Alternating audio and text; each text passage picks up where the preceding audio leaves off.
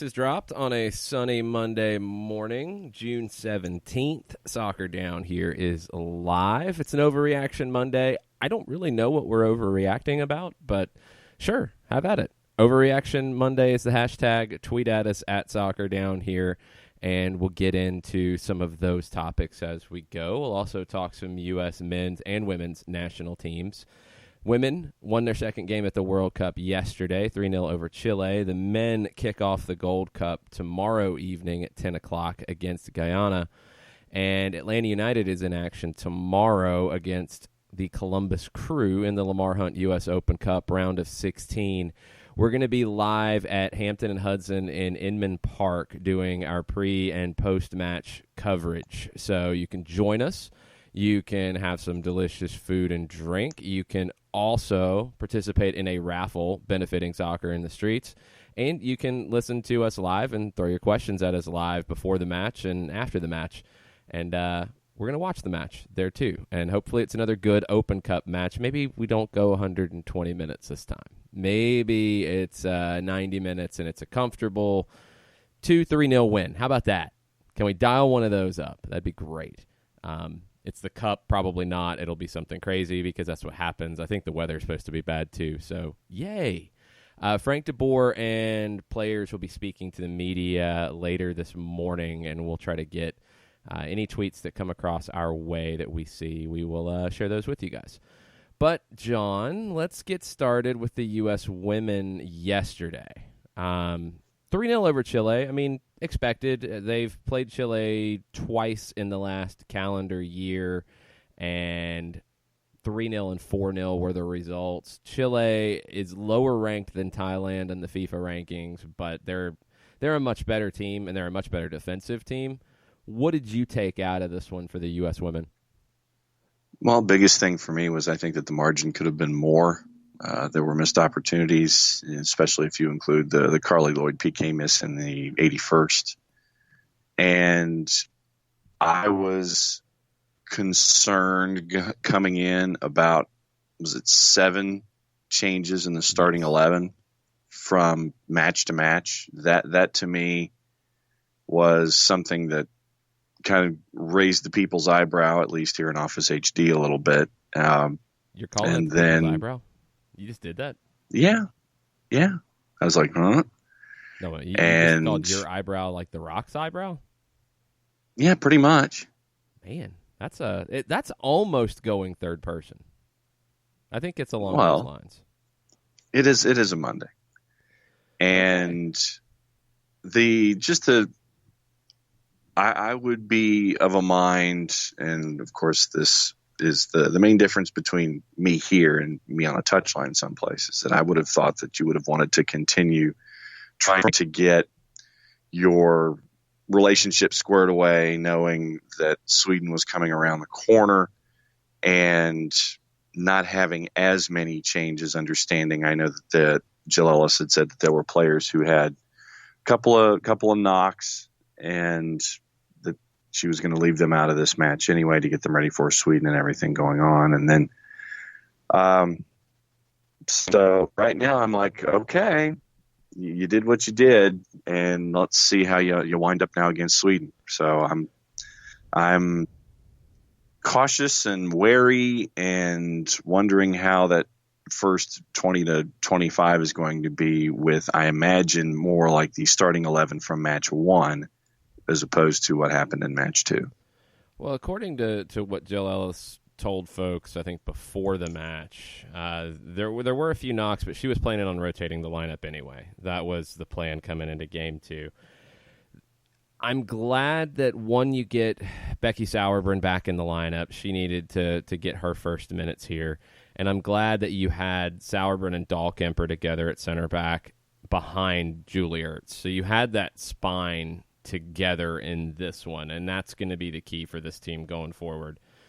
All the other changes, you got Morgan Bryan minutes, which is good. You got Tierna Davidson minutes, which is good. You're going to need them. Allie Krieger, you might need her at right back. So you've got some players who are feeling, like they're part of the rotation. The attackers, they've rotated in so much over the pre-tournament games and coming in off the bench that I think their roles are pretty well simplified. Jess McDonald getting minutes was very good. I don't know what you really learned here. I mean, you kept players fresh, and there's a benefit to that. I still think you're at a stage where you're going into Game 3 and you don't really know what you're going to be like against top competition. And I don't think Sweden's top competition.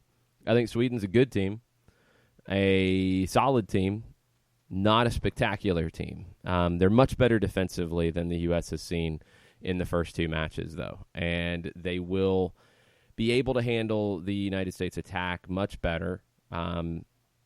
They will also threaten with crosses. And I think the one thing a lot of people have zeroed in on from yesterday is Alyssa Nair in goal. No shots on goal. But the one moment that she was called upon was called back for offside, completely mistimed. And that's one of the hardest things for a goalkeeper in this type of tournament, in this type of format right now, is that you're not seeing any shots, you're not being tested, but you might be one or two times in a match, period. And you have to be ready for it. And she was not convincing in that. I think Sweden's crossing game is going to cause the U.S. some problems. It's going to cause Nair some problems. So we'll have to see how they handle that. Now the tournament really starts for the United States. They get through the first two games. I mean, score lines, I don't really care. Like, I'm not going to get excited about 13-0 against Thailand. I'm not going to get upset about 3-0 against Chile. The only thing that jumps out to me about the Chile match is 2 goals from set pieces, 1 from a poor clearance, not much from the run of play. And when you did have that in the second half, Endler was, as good as previously advertised. Real. I mean, I think we might be going a little overboard with that, but overreaction Monday. She was really good, and you're not going to beat a goalkeeper of that quality easily. We'll see how this goes. I don't think we've really learned anything just yet, and that can be a little concerning, but I don't know if we've learned a lot about any of the other contenders either. When you start to look around at who are the contenders in this tournament. France, obviously, they didn't look so convincing against Norway, and it took a questionable decision from the video assistant referee and the center referee to give them a penalty kick that ended up giving them the win. England, good, not spectacular, struggled against Argentina. Argentina defensively was really good, and you talk about an outstanding goalkeeper performance. I'll go to that one as the one of the tournament. The Netherlands feel like they're starting to round into form a bit. Germany's banged up. Nobody has staked their claim just yet that they are the team to beat in this tournament. And that's good. I think that keeps the excitement up. We've got 4 matches today. Group A and Group B finish up with match day 3, and you've got games at the same time at noon and at 3 o'clock. Jessica Sharman from the Unrelegated podcast from Queens of the South, from our World Cup dates. She'll be joining us at 10 o'clock. We'll get a little bit deeper into that. And there's a couple things that have popped up in the women's soccer world that I want to get Jess's opinion on, as a lot of people are paying attention now, and a lot of people are asking some, I would say, maybe loaded questions. And we'll get into this when you talk about goal size and field size, because it's a weird discussion the way it's being handled, and I want to get into that. So we'll hold our thoughts there. We were on hand at Fifth Third Bank Stadium on Saturday night for Atlanta United 2 and the Pittsburgh Riverhounds, and it was as bad of a start as you could find for the Twos. Gave up 3 goals in the first 15 minutes. 2 more in the second half, lose 5-0. There have been some overreactions about that and some questions about that, and that's absolutely to be expected. A couple things, if you didn't look at the lineup and you didn't look at who was available. First-team players outside of Mikey Ambrose were not available here because of the Thursday Open Cup match followed by a Tuesday Open Cup match. I don't think anybody who played in this one, maybe with the exception of Ambrose, and I think he would probably be available off the bench in Columbus if he's available.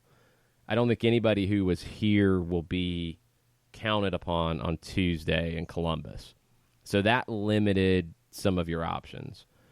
Also, you didn't have the academy players to bolster the squad because they're kicking off the U.S. Soccer Development Academy playoffs. The U19s play today. The U17s play tomorrow in group play. So your Will Vents, your George Campbells were gone with the academy also. And we talk about those two who are on academy deals who are not fully professional yet. Professional players who are age eligible are away as well. So Alessandro Castro, Jackson Conway. So it was a 16-man roster for Atlanta United 2 here. You had a couple players making their first starts this season. It showed. That still doesn't excuse it. And it doesn't excuse, I think, the reaction after probably the second goal would be the one that concerned me. The first one, it's a deflection. Bad luck happens. You have to bounce back quickly. Second one, you get caught in possession, and then you give up a third that you just can't do. And the second half didn't really see that, just that reaction that you need to see. You didn't see that fight back. You didn't see a little bit of that pride that you're looking for. And these are games where I feel like, yes, it's not your regulars. Yes, there are players who are maybe playing some different roles and also having some different levels of responsibility, but these are the real tests. And for players to show that, yes, I can take on more, I'm ready for more playing time at this level, I'm ready to be considered for more training with the first team, those types of things, I don't think many of those questions were answered in the positive on Saturday night. No, and Lawrence White had a long day, and he had the own goal that was goal number 5 on the night. You had, was it the but third? See, here's what I'll say about this. That was the first goal, the deflection. When you talk about White and you say he had a long day, own goal, he has to make that play because it's wide open on the back post. If he doesn't play it, Kevin Kerr is walking it into the back of the goal. Yeah. And the deflection's a deflection. It's a shot from 25, maybe longer, that he is defending as he should be at the top of the 18. Could have closed down a little quicker, but it's an unlucky day. I think he had some issues outside of the goals that were conceded, and I want to separate them because these are the learning lessons for a young player. You have bad luck that happens that goes against you. You have to keep your head and try to get that back. And I think Lawrence, he got frustrated, and that's understandable. This is his 14th match as a professional, close to that. So it shows. It shows sometimes. I was a little disappointed in the fight back that just never came. And as I was trying to process the goals in my head, was the third one the one where it was a pass that didn't have a whole lot on it and it was easily picked off, and then Nico Brett slams it in? Was that the third one? Yeah, I think so. Pittsburgh pressed a little bit up top, and Atlanta was just a little sloppy defending. Dacus and Wyke both were a little sloppy in possession. It was a back line of Ambrose on the left, Dacus as a left center back, Lawrence Wyke as a right center back, and who was on the right side? Jack Metcalf was playing right back. And they struggled to connect. As Pittsburgh dialed up any kind of pressure, it was very difficult to play through. And I think where the most glaring issue for me is that there wasn't really an outlet to get out of trouble. Yeah. You didn't have that number 10 in the middle of the park to play 2 to get you out of trouble. Andrew Carlton's played that role a lot for the 2s, and he's been very successful with it over the last month. You didn't have that outlet in the holding midfield either that I think you were comfortable playing to. Will Vent has been that for a lot of the season, and you didn't really have that one either. I thought Kevin Barajas struggled in that kind of role. Like, it's not really his role. I think he's a little bit more of the 8 box-to-box hustle as opposed to getting 70, 80 touches on the ball and being that metronome for the possession play. it just wasn't, the pieces didn't connect and the team didn't respond because, look, you're going to have times, especially with a second team, where this happens. You don't have your full complement of players. You don't have your game changers. You still have to find a way to be competitive. And that's the thing that I think is maybe the biggest learning lesson here at this level is you don't have that way to play out of trouble with Vent or with Carlton in the middle. You don't have the big body up top like a Romario Williams that you've had here lately to play to and expect him to hold it up. Although Patrick Okonkwo did put in I thought a good shift. I thought he worked hard. He just didn't see the ball much. Maybe a little too unselfish at times, trying to combine, maybe a little too much. But you didn't really have a way to play out of trouble, and the team never adjusted. And that's the thing that's on the players to figure out in the match. And that's what this level is all about. It's all about figuring out how to solve problems. And we'll go back to something Frank DeBoer said about he wants to see this team at the first team level get to a point where he's not standing up yelling on what changes to make or what things to do, or if the other team makes a change to adjust. He wants the players to be able to recognize these things and adjust as they should. That goes for the second team as well. And this is just a little more broad in that you're having problems playing out of the back. You've had a rough start. You have to figure out how to weather the storm a little bit. You can't let a deflected goal early turn into two more before the 15-minute mark. You have to, what's the old boxing expression? You get rocked and you hold on to the ropes, and you're just trying to stay up and get your wits about you. It's a little bit of that. And young players have to figure out how to do that. You have to figure out how to ride those moments of emotion and momentum. And Atlanta on Saturday at the USL Championship level really struggled against a veteran team in the Pittsburgh Riverhounds. 3 goals in 8 minutes, and now 4 of their next 5 are on the road. The next home match is July 5th, I believe, when Charleston comes to town. So they're going to have to get into the problem solving in a couple of different environments and a couple of tough environments as well. So right now they're hovering at the playoff bar, but they've got 4 of their next 5 on the road. So I want to see, after all of the competitions, the external competitions are over, getting everybody back and getting that spine back that wasn't there on Saturday night, and seeing how they've respond after a match like this in the short term too. Well, that's the other big difference between 2018 and 2019 is that you have a team that is around the playoff level. You have a team that is fighting for a playoff spot with 10 teams in the USL Championship Eastern Conference getting in. They were 10th coming into this match. You have to deal with that pressure as well, and that will make you stronger. And we've seen a club like the New York Red Bulls and their second team win the USL Championship, and it helps those players when they get into pressure-packed situations at the MLS level. Real Monarchs have put together a very strong team. You've seen some others like the Portland Timbers 2 and Seattle Sounders 2, and now they're the Tacoma Defiance, who have focused more on just getting games for their second team as opposed to really worrying about postseason. I think Atlanta United, too, and the club as a whole, they want this team to have those meaningful games as long as you can. Now, you're not going to sacrifice your long-term development of these individual players to get there. You're not going to sit players to play first-team players who don't need the minutes just to win a USL Championship game. Don't get me wrong. You're not trying to stack the deck to get into the postseason. You want these players to figure that out. It's part of the process.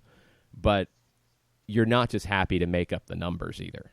And that's why a performance like this one stings. So we'll see what the response is in the next match. There will definitely be questions, and there will be eyeballs on it.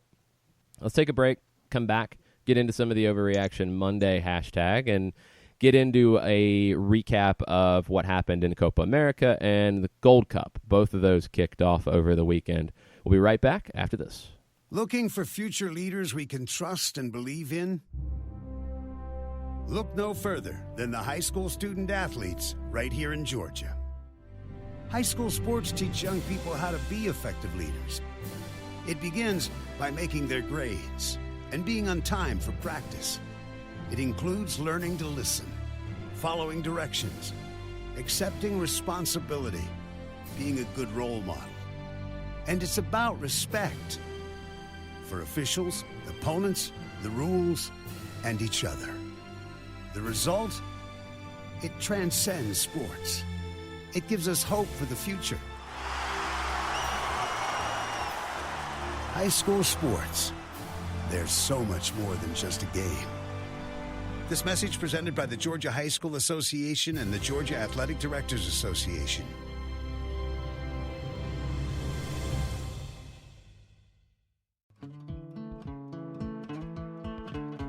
Today's show is presented by Appolinsky & Associates, personal injury lawyers with over 30 years of experience, supporters of Atlanta United, Faction, and Inter-Atlanta Youth Football Club. If you've been hurt in a wreck, contact Steve today at steve@aa-legal.com or call in 24/7 at 404-377-9191. The initial consultation is free. We know that every driver is different, and a one-size policy does not fit all. That's why Country Financial offers a variety of discounts, so you get the coverage you need and the savings you deserve. From good driver to good student, multi-policy to multi-car, we've got a discount to suit every driver. Call Jason Wright at 678-568-6871 today to see what you could save. On Facebook at Jason Wright Agency or by phone at 678-568-6871. Discounts vary by state. Policies issued by Country Mutual Insurance Company, Country Preferred Insurance Company, or Country Casualty Insurance Company, Bloomington, Illinois. A ranger station. I'd like to report a bear hug. Okay. I put out my campfire and Smokey Bear hugged me. So you drowned the fire, you stirred it, drowned it again, and felt that it was cold? Uh-huh. Yep, he's just letting you know you did good. Bear hug from Smokey Bear. Status update. I'm gonna let you go now. There are many ways to start a fire, but one sure way to put it out. Learn how you can do your part at SmokeyBear.com. Sponsored by the U.S. Forest Service, Ad Council, and your state forester. As a business owner, you know that every year brings new challenges and opportunities. The success of your business demands expertise and focus. And Country Financial can help you keep that focus by helping ensure you have the right insurance protection in place to meet your goals. Jason Wright can help you create a customized insurance plan that has coverages designed just for your business. Give Jason a call at 678-568-6871 or reach him on Facebook at Jason Wright Agency. Coverages vary by state. Policies issued by Country Mutual Insurance Company, Bloomington, Illinois. This is what matters. This is beyond X's and O's. This is the difference mutual respect makes. This is what character looks like. This is what defines us in Georgia. This is sportsmanship. School sports. It's not the outcome that matters most, but the way the games are played. This message presented by the Georgia High School Association and the Georgia Athletic Directors Association.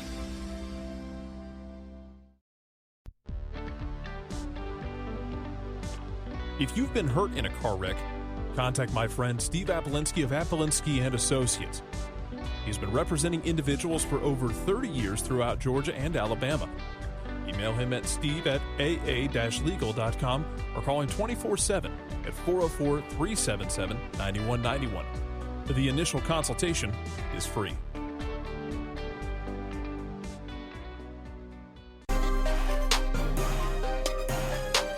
Welcome back. Soccer Down here, June 17th. Overreaction Monday. I do want to know what we're overreacting about. I'm trying to think of something to overreact about, and I don't really have much at the moment to overreact about. I mean, even the changes from Jill Ellis yesterday, I didn't like it. Really wasn't anything to completely overreact about, at least not yet. We'll see once we get into the matches that really matter for the U.S. women, if they are fully prepared. I do have questions, but it is too early to overreact about that. I don't think there's any overreaction about the Copa America or the Gold Cup yet either. I mean, it's pretty much as expected. Maybe Paraguay's overreacting with a 2-2 draw against Qatar. Yeah, saw that. They gave up 2 goals late, or in the second half anyway. That shouldn't be happening for Paraguay. I think a team that should be in the running to make the 2022 World Cup. Colombia beating Argentina, yeah, I think that's expected. Sad to say. I mean, it's Lionel Messi against the world for Argentina pretty much. And, I mean, the poor guy, I watched a clip this morning of somebody saying, like, you know, he's all alone, or, you know, he's fighting against the world or something. And it's just a 30-second clip of Messi picking up the ball inside his own half, and he gets kicked a couple times. He passes it off, gets it back. It gets knocked away from him. They give it right back to him. He gets kicked a couple more times, earns a free kick, and it's just, I mean, the Argentine team, it's, hey, number 10, go save us, please. We don't know what to do. It's like, yo, dog, go. We're right behind you, Ray. Yeah, we'll pick it up when they knock it away from you. We'll give it right back to you. It just doesn't work. The first goal from Colombia was outstanding, and I think Colombia is maybe not quite a favorite. I mean, I think Brazil has to be the favorite here at home. Colombia's right there, and I think what this match maybe showed is that while there were hopes Argentina would be right there and Lionel Messi would get a chance to win Copa America, I think it's flipped. I think Colombia is the team that's right there with Brazil, and I think Argentina has to hope for some miracles to get to the final. Yeah, I look at Argentina, and I know that every kit that you have is an AFA kit in your closet, and if you get one from each and every year from the 1980s and beyond, you probably would stack away. No. That's not true. I was having this conversation over the weekend, and it's an interesting one. I think in the United States, it's more interesting than anywhere else in the world because, like, for me, I think everybody's soccer story in the U.S. is different. Mine is definitely different than I think people coming up into the game now, because when I discovered it, it was 86 and the U.S. team wasn't in a World Cup and we didn't have a professional league and I didn't know anything about it, and I saw Argentina and fell in love and got hooked. And then after that, okay, I'm hooked, I want to learn more about this, then I learn about the NASL folding and I learn about the U.S. not qualifying for a World Cup, and you start to go into a cycle where they qualify for the 88 Olympics, and then they qualify for the 90 World Cup, and I get to see that firsthand. So, you know, I'm obviously, like, if it's the U.S. and Argentina, I'm United States all the way. If it's Argentina and anybody else, I'm pulling for Argentina. Yep. But I'm not that. Like, I feel when I'm talking to Argentines that they're looking at me funny, like, oh, he just likes it because of Lionel Messi, or he just likes it because he's a bandwagon guy or whatever. And it's almost like you have to prove yourself. And I feel like for people who came up in soccer, you know, when I did and into the 90s, that's the basic conversation that we've all had. Because if you talk to anybody in soccer, you talk to anybody from any other part of the world, it's like you have to prove your bona fides to be able to show that, yes, okay, they really know what they're talking about. They're not just, you know, oh, they saw it on TV once, or oh, they played the FIFA video game. And yeah, you have to, like, prove it. And I feel like that about Argentina. I mean, go back to 2014. Like, Argentina lost in the final, and it sucked. And I felt bad because I was hoping that Messi was going to get a chance to lift the trophy in Brazil, and, you know, it would have been an amazing story. And he played his heart out in that tournament. I mean, he carried them as far as he possibly could. But was I devastated after they lost? No. Was I devastated after the U.S. lost? Yeah. And it was flipped because, like, you know, with the Argentina game, you know, I was at a bar that, you know, there wasn't a whole bunch of Germans or Argentines there. So it was a bunch of people there for the big game and treated it as a big game. It was over, and the game was over. The U.S. game, you know, it's an all-American crowd against Belgium. And after the game, so many people were like, oh, yeah, that was fun. That was a good tournament. And I'm just, like, stewing and angry, and I'm like, I'm gonna go sit outside, and I sat like on the patio for about 2 hours because I didn't want to deal with anybody or anything. I was angry about the way the game went. I think we have these weird feelings about your other team, and for some, I even think that their other team is really their team. And if you're from the U.S., maybe the U.S. men's national team is not what you live and die with. Maybe it's England, maybe it's Germany, maybe it's whoever else, whatever your other touchstone is. I don't know if that happens in many other countries around the world. It creates some unique situations because, you have these big matches, big international matches that will have all kinds of different people there to watch. People who are, like living and dying with every moment. You have people who are there for the party. You have people who are there because they love the game and they like one of the teams, or one of the players play for their favorite club team or whatever. It's interesting. So, I mean, with Argentina, like, yeah, I wish they'd won, but I have one Argentina jersey. Not a huge jersey guy anyway. Yeah, I've won. But that's what I'm saying. Like, I'm not living and dying with Argentina. I have probably 7 or 8 or 9 U.S. jerseys over the years. I'm not that guy. I'm not gonna sit here and tell you. Argentina hasn't really changed their kit all that much over the years, have they? But no, it's not even that. Like, I'm not gonna sit here and go through every breakdown of the Argentine lineup from Maradona to Messi. But I could probably do most of that about the U.S. That's who I live and die with. I have all kinds of love for the Argentine national team, and I wouldn't be doing what I do if I hadn't discovered them first. But if I was to get a classic kit, and I think they re-released it at one point, I would get the Le Coq Sportif 86 kit, the 86 replica, and it's basically the same, but I would get one with a number 10 on it because that was what hooked me on the game. That would be it. I mean, I'm not a huge kit person anyway, but I'm not buying every new Argentina kit when it comes out. This is not how I roll with it. They're my second team. I want them to do well, but it's about the U.S. for me, and they kick off in the Gold Cup tomorrow, and man, there's a lot of questions. Maybe not so much about tomorrow's match.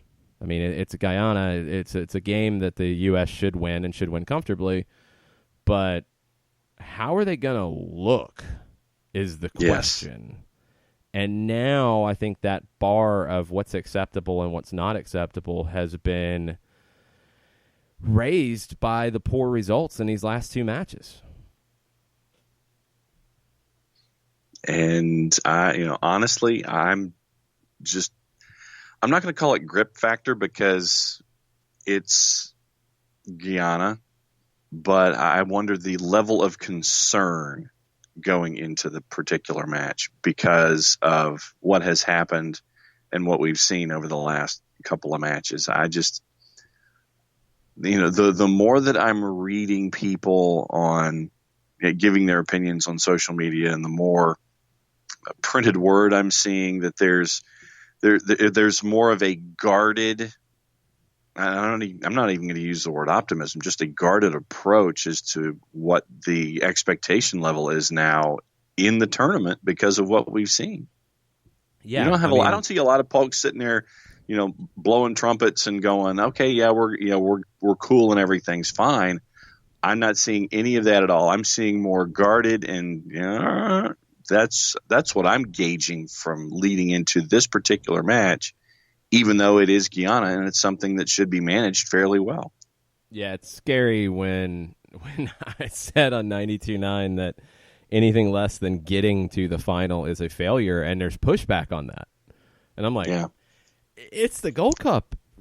You have to expect to get to the final. If you expect to not make a final because you've been knocked out of the Gold Cup by Jamaica or Costa Rica or Honduras, that's unacceptable.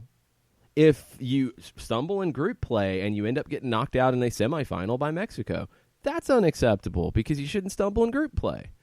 It's the Gold Cup. It's not the European Championship. It's not the others. It should be the U.S. and Mexico. And when it's not, somebody screwed up.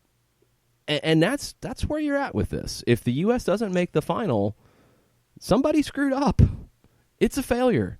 Even with injuries, even with new manager, you have to expect to get to the final of this tournament.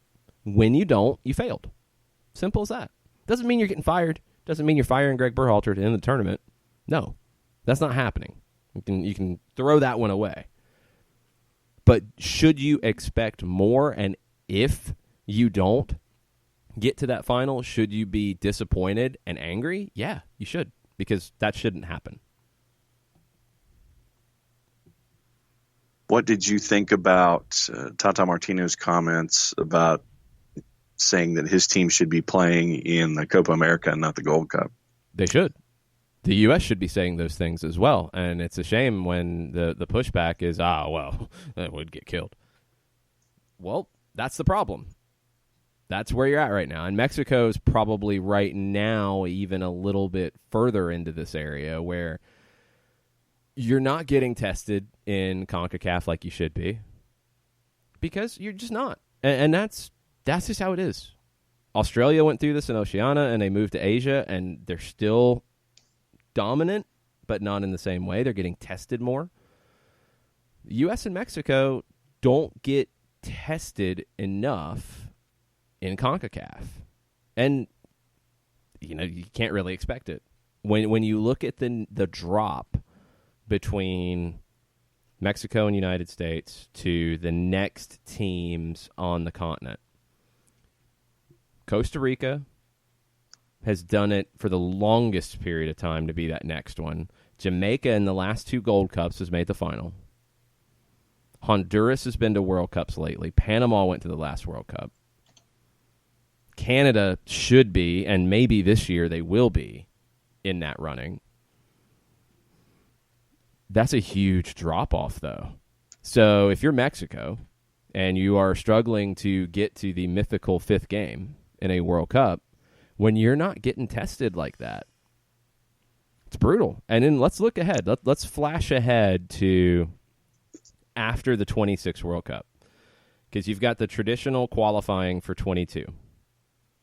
You're going to go through that. You'll have the Hex. You'll have those competitive games. That's good. You're still, if you're Mexico and the United States, you're still massive favorites. Okay. 2026, you're going to get through as a host. 2030, you're in the expanded World Cup where like 6 teams from CONCACAF are getting in. So there's no question you're getting into the World Cup. Where are your competitive games going to come from in a cycle? One in the Gold Cup? A final? And maybe you're going to get tested by an underdog before that? Is that enough to really prepare? Say Gwen agrees. She watched Gold Cup. She fired up. She was really into the Bermuda and Haiti game last night. It's not enough. So CONCACAF needs more competition, and club level as well, and that's a whole nother kettle of fish, and talk about that at another time. But CONCACAF needs to play in these competitive games, and when you look at what's going on around the world, you take away even competitive friendlies for the most part with European teams because of the Nations League in Europe. You have the CONCACAF Nations League, which again, this fall you're playing competitive games. They are competitive. They do count. But you're playing Canada and Cuba this fall. Is that going to prepare you for a World Cup quarterfinal match? Probably not. Probably not. So CONCACAF and then CONMEBOL on the other side, on the South American side, do they need the U.S. and Mexico for competitive reasons? No. Do they need them for business reasons? Yes. People need to get to the table and figure out the best way to do this. I think it's probably like the Copa America Centenario, where it is separate from the Gold Cup and the Copa America, and maybe it gets another name. But it's in that same year as the European Championship. and it runs concurrently to that. And it is a combination of CONCACAF and CONMEBOL in a competitive tournament. I think that's probably the easy solution. And that way you don't disrupt the competitive integrity of the two confederations that are separate. You don't get in the way of the existing competitions and structures, but you add another business opportunity that everybody will be happy to make more money with. And you get those competitive games that U.S. and Mexico really need, and they trade off the business that they can give to the South American Confederation and countries. So it seems like a no-brainer to me, and I thought 2016 would lead you to that. But now 2020, they are doing a Copa America in 2020, but it doesn't appear that the U.S. and Mexico are going to be part of it, and they're inviting two other countries. I want to say Japan and someone. I can't remember who. It's not what it should be, and it's not what would be the best for all involved. So I don't know. I'm with Tata Martino. I mean, I think he included the club teams in it as well. I think when he was asked about it, he mentioned that they should be playing in the Copa America, and I want to say maybe there was a follow-up or something, and he talked about Libertadores. To get better, yes, they do need that, 100%. Which lends me to my next question, and you kind of addressed it a little bit, and I just wanted to know what everybody thought about seeing Qatar and Japan in the Copa America. I want to know what the South American countries think. I mean, why? Like, money, we know. I get it. Absolutely. It's good for a country like Qatar, who will be playing in a World Cup in 3 years, to actually get some real meaningful games. But is it good for the competition? Does it help? Does it make more money? Judging by the crowd, no. So I don't know if it really meets the true aims that it needs. I think it's a no-brainer, and maybe they just couldn't agree to terms, and maybe people were playing hardball. I think it's a no-brainer that they create this competition in the 2 years in between the World Cups, between the two. And you take the Centenario format, it's 16 teams. It's the 10 from South America, 6 from CONCACAF, and it can be the semifinalists from the previous year's Gold Cup plus the next two best teams over the whatever period of time, however you want to do it. Gwen liked that idea too. She does. She's excited. She liked the Copa America Centenario. So you get the 16 teams and you just play 4 groups of 4. I mean, it's simple and easy. Australia and Qatar are the 2 invitees for 2020. Is that officially confirmed, or are we still in the speculation mode on that? Let's see. June 2019, CONMEBOL Council officially approved the participation of Australia and Qatar as the 2 invited teams. It has gotten to the approved. Who were the last 2 winners of the AFC Asian Cup. Yeah, that's your justification. Yes. It's called money. It's called checks. It's called straight cash, homie. Business is why those teams are there. So one day they'll get it all figured out. But Tata's right, and Mexico needs that to get, I think, their full potential realized. The U.S. needs it as well. And I think people who are afraid of that need to stop being afraid. Like, the U.S. isn't going to get better by playing friendlies and playing just CONCACAF teams in competitive matches. And with no Confederations Cup likely anymore, although it's FIFA, who knows what'll happen, you're going to need to find games somewhere, and you really need to sit down and do business with CONMEBOL. I think that's the one that's just a no-brainer for everybody involved. All right, so let's see. Do you want to go to a break now and get into questions on the flip side for the rest of the first hour? Let's do that. Let's do that. We'll take some questions right after this. Looking for future leaders we can trust and believe in? Look no further than the high school student athletes right here in Georgia. High school sports teach young people how to be effective leaders. It begins by making their grades and being on time for practice. It includes learning to listen, following directions, accepting responsibility, being a good role model. And it's about respect. for officials, opponents, the rules, and each other. The result? It transcends sports. It gives us hope for the future. High school sports. There's so much more than just a game. This message presented by the Georgia High School Association and the Georgia Athletic Directors Association.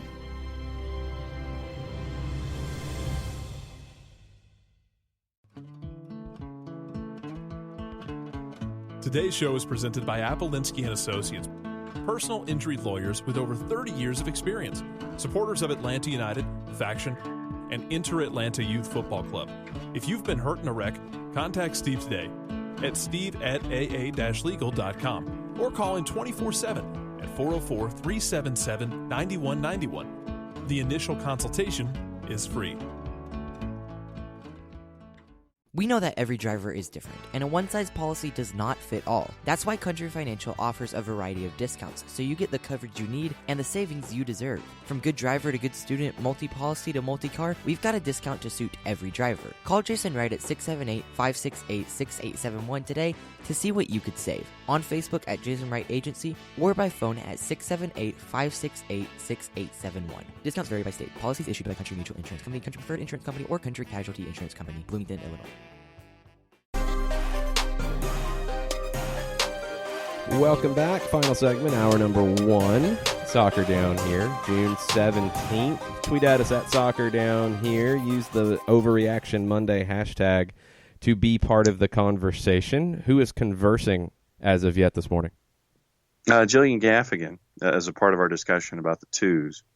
She says, it's the first season for League One and a couple of two teams dropped down to it, but I wish all two teams would. It's a good link between the academy and first team. I don't. I think it needs to be dependent on the club and what they want to do. Toronto and Orlando are the ones who dropped. Orlando had dropped, period. They didn't field a team last year. They came back in this to connect it closer to the academy than to the first team. And I think that's what it comes down to. Toronto has always been the same. They always fielded a really young team with very little professional experience.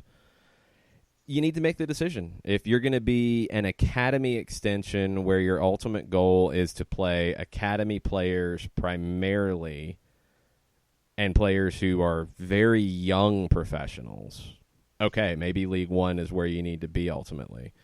If you're going to be treating it more like a reserve team where it is first-team players who are not getting a bunch of minutes play for your USL team, you probably need to be USL Championship.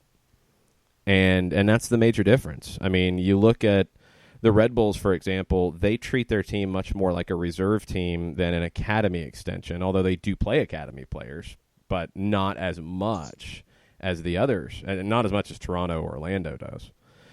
And you look at Seattle, I could see them doing it, but right now there's not really many League One teams out west, so that could be a reason why they're not.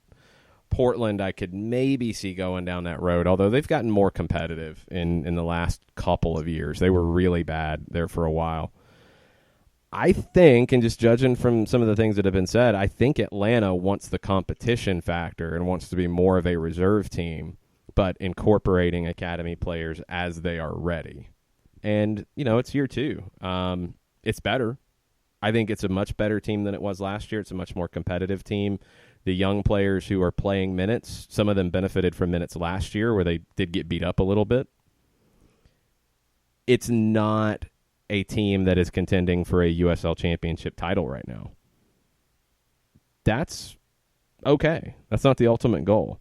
I wouldn't mandate they have to go down, but I do think it's a decision club by club they have to make. And when you get into these situations, and look, USL's talking about it, they're not shying away from the pro rel discussion about championship in League One. It's not ready yet.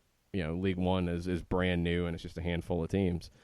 I think their first step, and I don't see it happening for next year, although it could. I think it's probably the year after. They want to do a League Cup between League One and championship teams, and I think that would probably start to show you the discussion points on when it's time to go to a relegation promotion type of situation with your two leagues.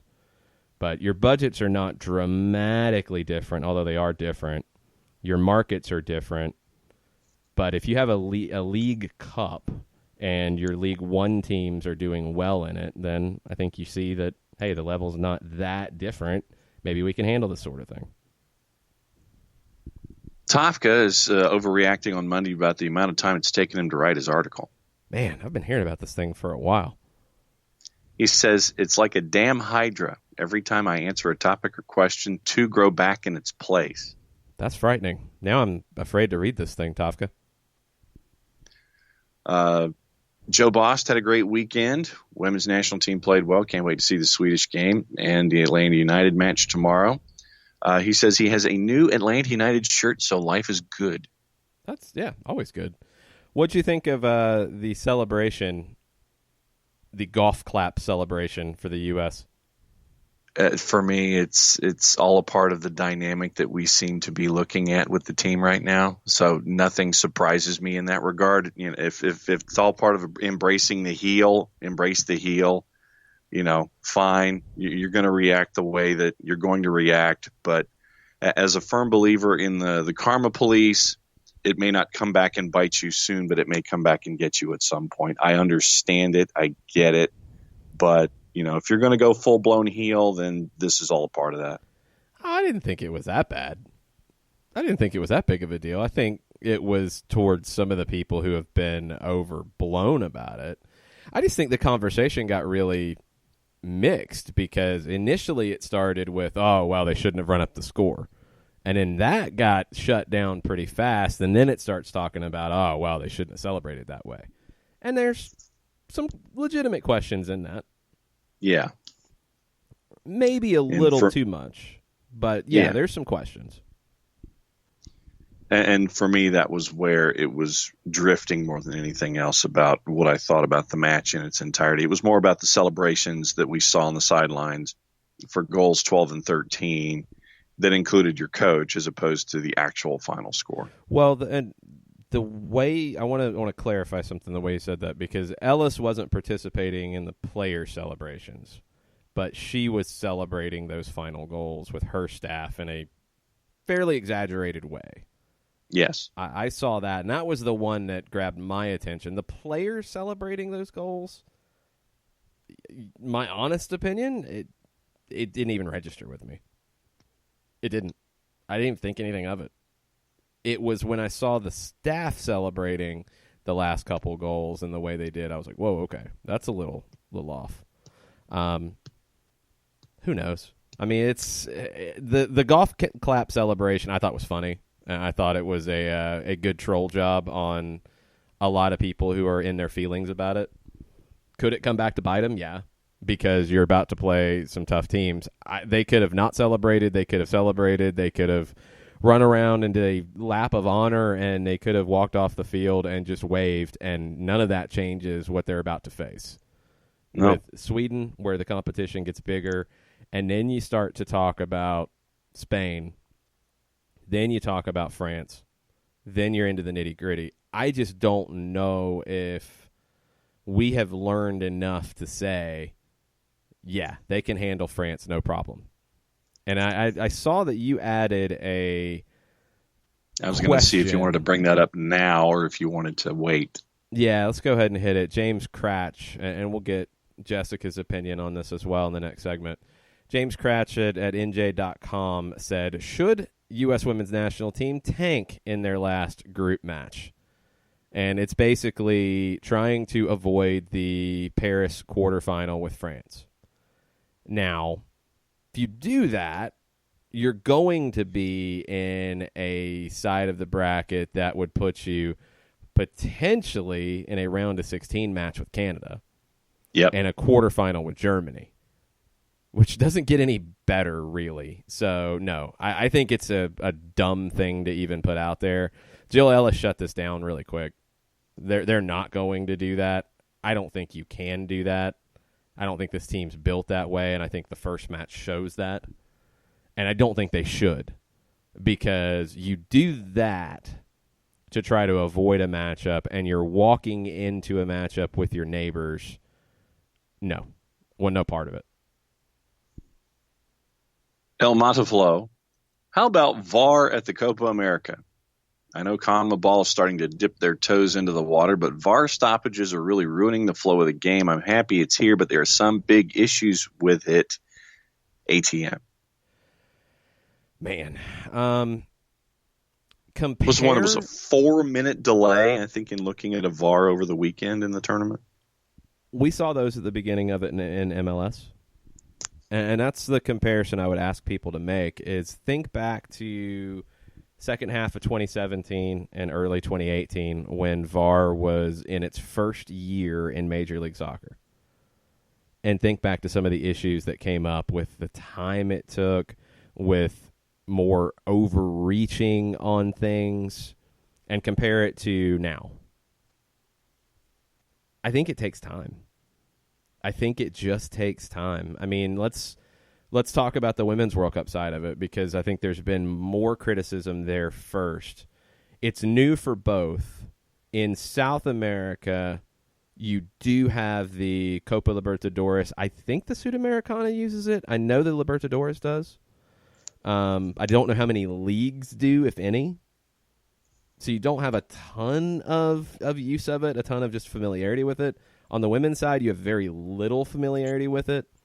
Somebody asked Dr. Joe Macknick about, why didn't the Women's World Cup refs receive more training in VAR before the beginning of it? And Dr. Joe said there were at least 3 seminars at which practice games were provided with VAR in place. But there's a major difference between a practice game and being on the world stage. You also have to look at the way referees do their jobs. In different leagues and in different countries, referees have a different mentality about how much they are a part of the action, how involved they are. And that just carries over to VAR, in my opinion. I think in countries where referees are very involved and they call a lot of things, VAR is going to be used a lot. In countries where the referees try to take a back seat and stay out of it, VAR is going to have a much higher threshold for getting involved. So I think some of it just takes time. And that's the number one thing for me is people jumping now back to conclusions that VAR should be eliminated. No, I think it's about the usage, and I think it's about the implementation. I just want to see more consistency. I want to see less judgment calls with VAR and more yes-no decisions with VAR. But it takes a little bit of time to do it. I mean, any sport that incorporates replay has a bumpy ride in incorporating it, and there's usually adjustments along the way. It was the same in American football. It's been the same in basketball. It's been the same in baseball. Cricket, rugby, everything. There is a time where you have to figure out how to implement, how best to implement, and how to make it as less intrusive as possible. And VAR isn't quite there yet. Hopefully we get there soon. Let's take a break. We'll get Jessica Sharman on the line. We're going to talk Women's World Cup. We're going to talk about should the U.S. tank in their final game, and who are the contenders for the title. We'll be right back after this. A ranger station. I'd like to report a bear hug. Okay. I put out my campfire and Smokey Bear hugged me. So you drowned the fire, you stirred it, drowned it again, and felt that it was cold? Uh-huh. Yeah, he's just letting you know you did good. Bear hug from Smokey Bear. Status update. I'm gonna let you go now. There are many ways to start a fire, but one sure way to put it out. Learn how you can do your part at SmokeyBear.com. Sponsored by the U.S. Forest Service Ad Council and your state forester. As a business owner, you know that every year brings new challenges and opportunities. The success of your business demands expertise and focus. And Country Financial can help you keep that focus by helping ensure you have the right insurance protection in place to meet your goals. Jason Wright can help you create a customized insurance plan that has coverages designed just for your business. Give Jason a call at 678-568-6871 or reach him on Facebook at Jason Wright Agency. Coverages vary by state. Policies issued by Country Mutual Insurance Company, Bloomington, Illinois. This is what matters. This is beyond X's and O's. This is the difference mutual respect makes. This is what character looks like. This is what defines us in Georgia. This is sportsmanship. School sports. It's not the outcome that matters most, but the way the games are played. This message presented by the Georgia High School Association and the Georgia Athletic Directors Association.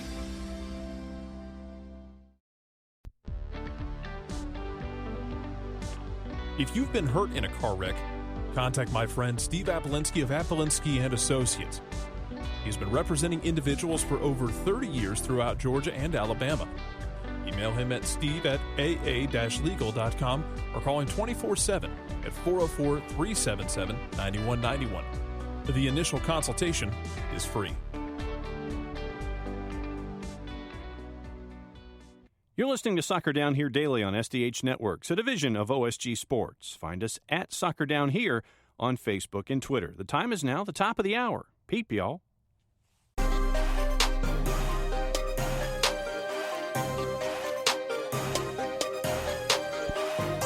Welcome back. Hour number 2, Soccer Down Here, June 17th edition. It's an Overreaction Monday, and you can get into the conversation by using that hashtag, Overreaction Monday. Tweet at us at Soccer Down Here.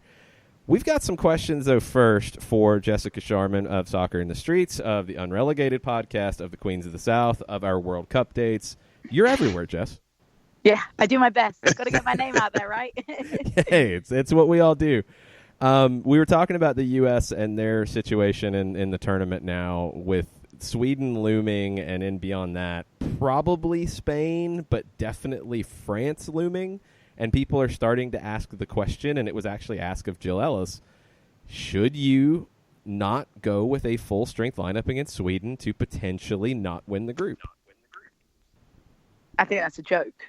Honestly, to put it bluntly, they've already done enough shuffling around in the middle game that now they need to play their full strength squad to give their squad time to build that chemistry back.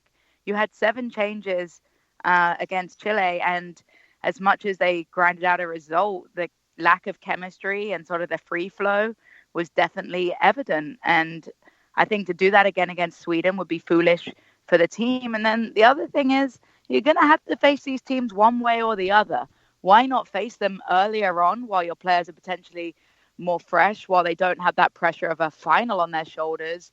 And you're going to have to beat France either in the quarterfinal or in the final if you're not on their side of the bracket. And honestly, yes, France were my favorite going into the tournament, but they haven't set my world on fire bar that first game yet. So I think it would be a wacky decision. There's some argument that England's men's team did it in the World Cup to try and avoid when they played a weaker team against Belgium, and we saw how that worked for them. Maybe we got to the semi-finals, but what does it mean to get to the semi-finals at the end of the day if you're still going to get beat? I think that you have to play your strong team, and the main argument for me is they've already done plenty of squad rotation in the middle game. They don't need to be doing that again. And Jess, since you are our resident goalkeeper, yes, here on the show, figured that, and one of our listeners this morning actually asked us if one of the performances was a stand on your head performance, and we had that discussion late last week about what it means to quote unquote stand on your head, where you're defending everything and making sure that it was an absolutely crazy performance. Who do you think had the better performance over the weekend in 2 tremendous ways of going about it in net? Do you think, was it Correa of Argentina who had the best performance, or the Chilean keeper Endler had the better performance? Now that is a really, really tough question. I think they both did different things in spectacular ways. Obviously, Correa had the penalty save. Endler had a penalty save with her mind, as I like to say. I think she psyched out Lloyd enough to get that penalty missed. For me, it's Endler, just because I think she does more in terms of cutting out the crosses, and her handling was spectacular. There was one where it was given offside, but she caught it right behind her head in the upper 90 point on her back post. And for me, that was almost the best thing that she did all game. Yes, the shot stopping and the reactions is important, but that's bread and butter for all goalkeepers. Nearly every goalkeeper in this World Cup is a decent shot stopper. That's expected. But her reading of the game is spectacular. and also her leadership. Endler is, you watch her after they concede, bringing her whole team together, letting them know it's going to be okay. She's leading by example.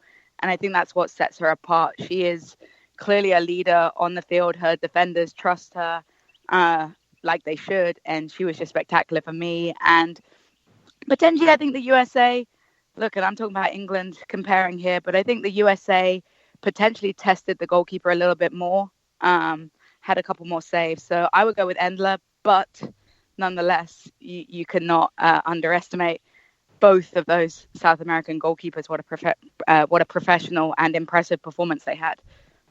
Okay, we've had this article kind of percolating for a little while, and we haven't jumped into it as of yet. Emma Hayes, manager of Chelsea's women's squad, wrote a column over at the Times in London about why we need to have, and this is Matt Dickinson, who also writes for the Times. These are Matt Dickinson's words.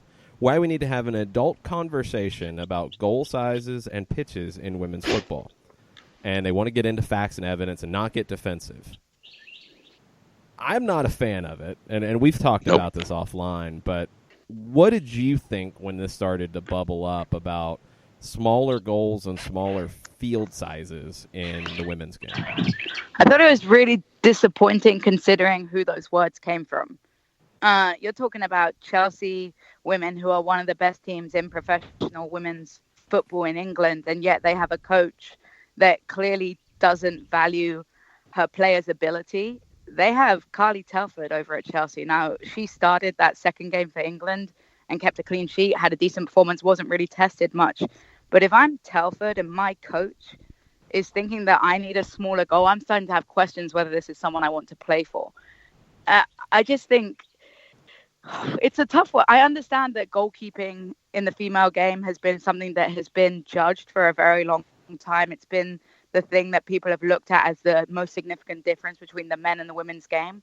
And potentially that's true, but not anymore. I think that was rooted in the fact that for a lot of female goalkeepers, their clubs didn't have the resources or the money to invest in a goalkeeping coach. I was very blessed from a very young age that my parents, when I decided I wanted to be in goal, took it very seriously. They didn't want to be embarrassed by their kid being the one that let in all the goals, so they invested.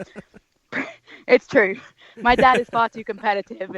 If I was letting in the goals all the time and my dad was on the sideline and people were complaining about me, I can see that being like the worst experience of his life. So they invested very heavily in goalkeeping practice, but I was fortunate. A lot of young girls that only played in a club and don't have that goalkeeping resource, I think that's what made them fall behind potentially in this game. But that's not the case anymore. As the professional level grows, these female goalkeepers have day in, day out practice, and you can see the difference. Their footwork is better, their speed is better, their sort of agility, and as much as height is obviously an advantage, there are plenty of small goalkeepers in the men's game that work their positioning, that work their footwork, that work their agility and their stamina, and therefore they can cover the whole goal. And I only remember 2 or 3 goals going in like above a keeper's head, if they're talking about the height.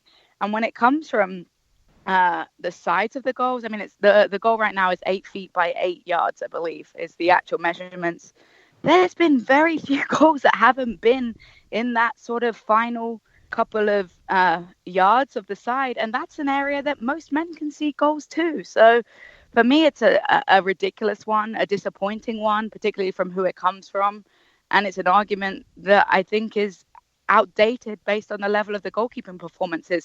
We haven't seen a goalkeeper have a terrible performance.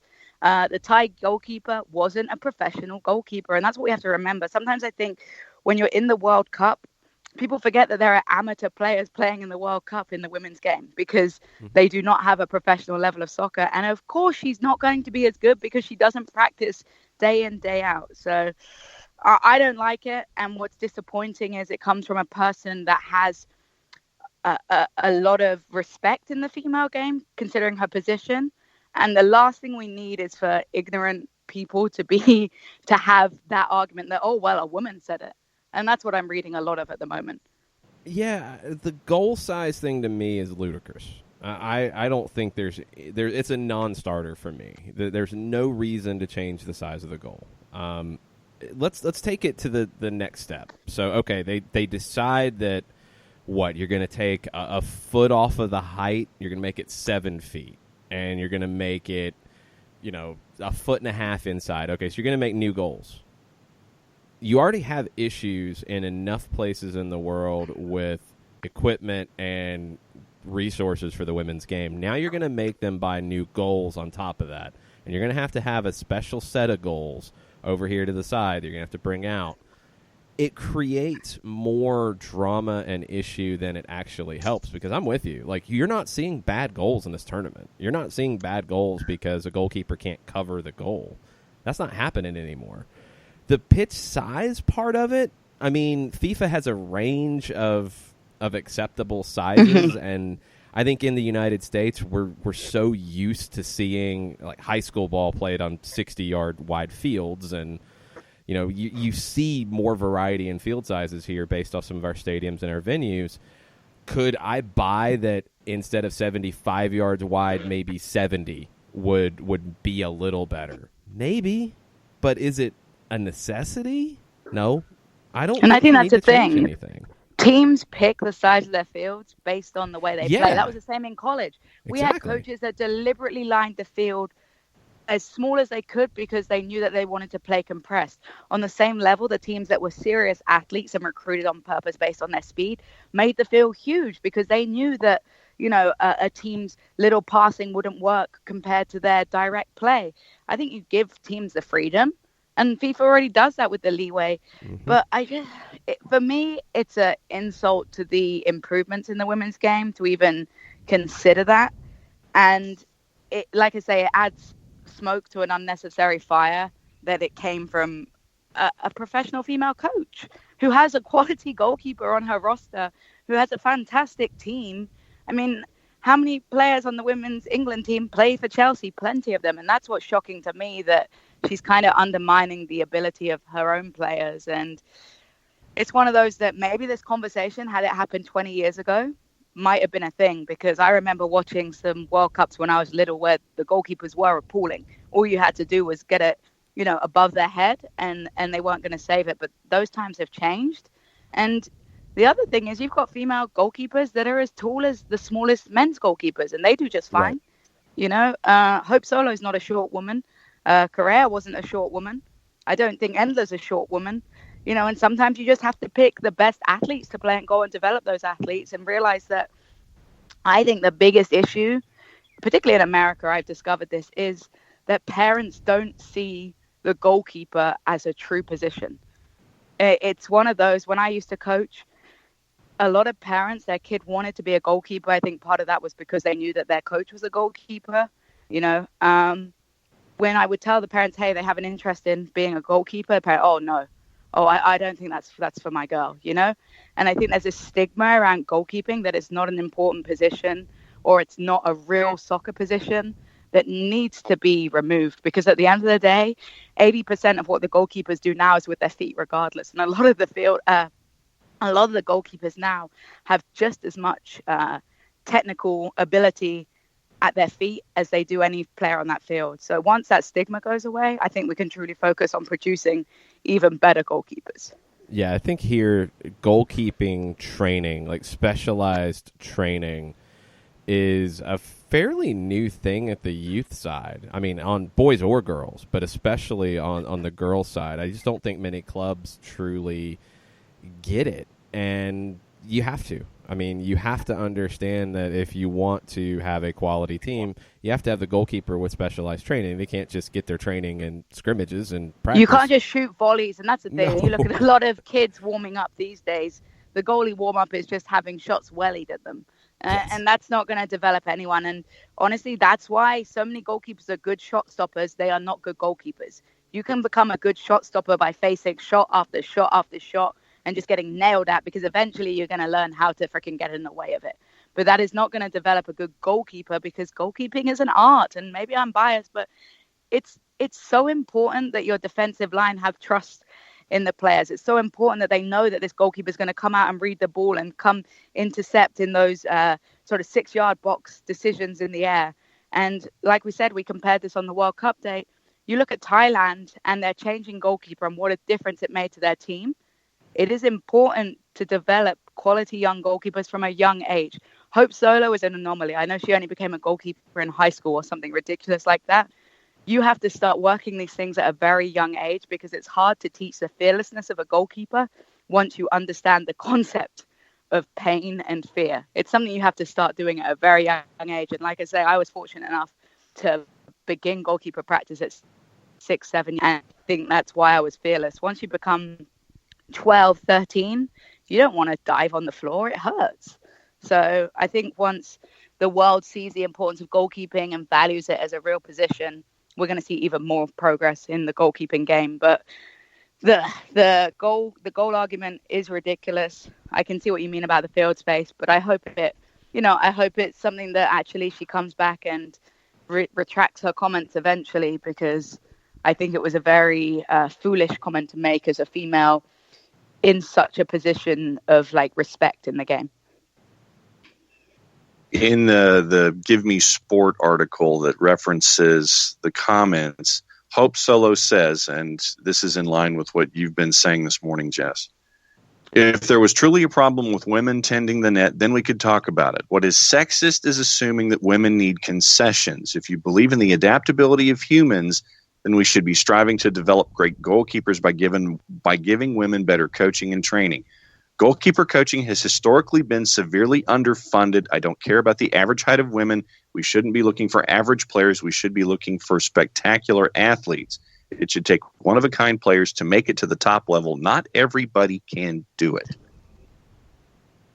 I mean, Hope has some controversy, and I understand her issues potentially with the comments she's made based on Jill Ellis and whatnot. But when it comes to goalkeeping, you have to respect her opinion. And that's what I've been trying to tell people. I've really enjoyed her on the BBC because she offers a unique perspective from, an elite goalkeeper, probably the best goalkeeper that the US has ever seen. I know they've had Scurry. They've been spoiled with great goalkeepers, and Hope's right.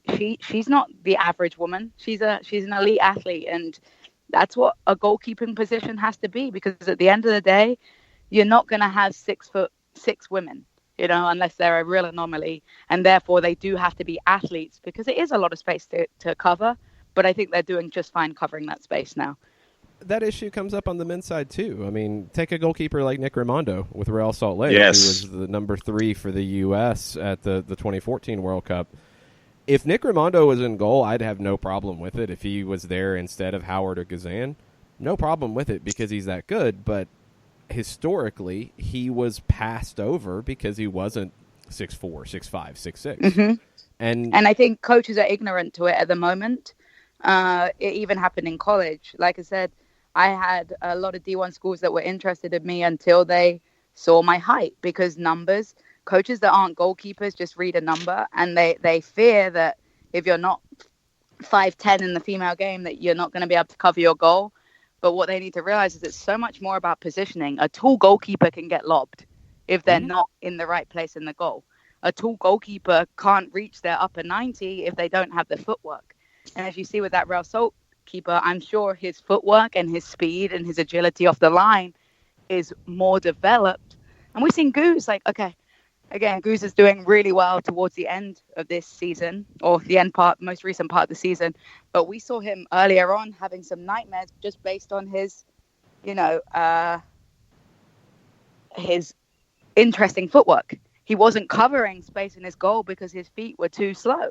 Now he seemed to be working on that, and he looks more quick. He's covering that goal. I think height is just an under or overstated issue in goalkeeping. Of course it helps, but there's so much more to it than just size. Yeah, completely agree. All right, we're getting into the match day 3 of each of the groups. I don't know if we've really had any of the favorites pull away in the Women's World Cup so far, and I don't know if we've had anybody just have a shocker either. Have we really learned that much so far yet?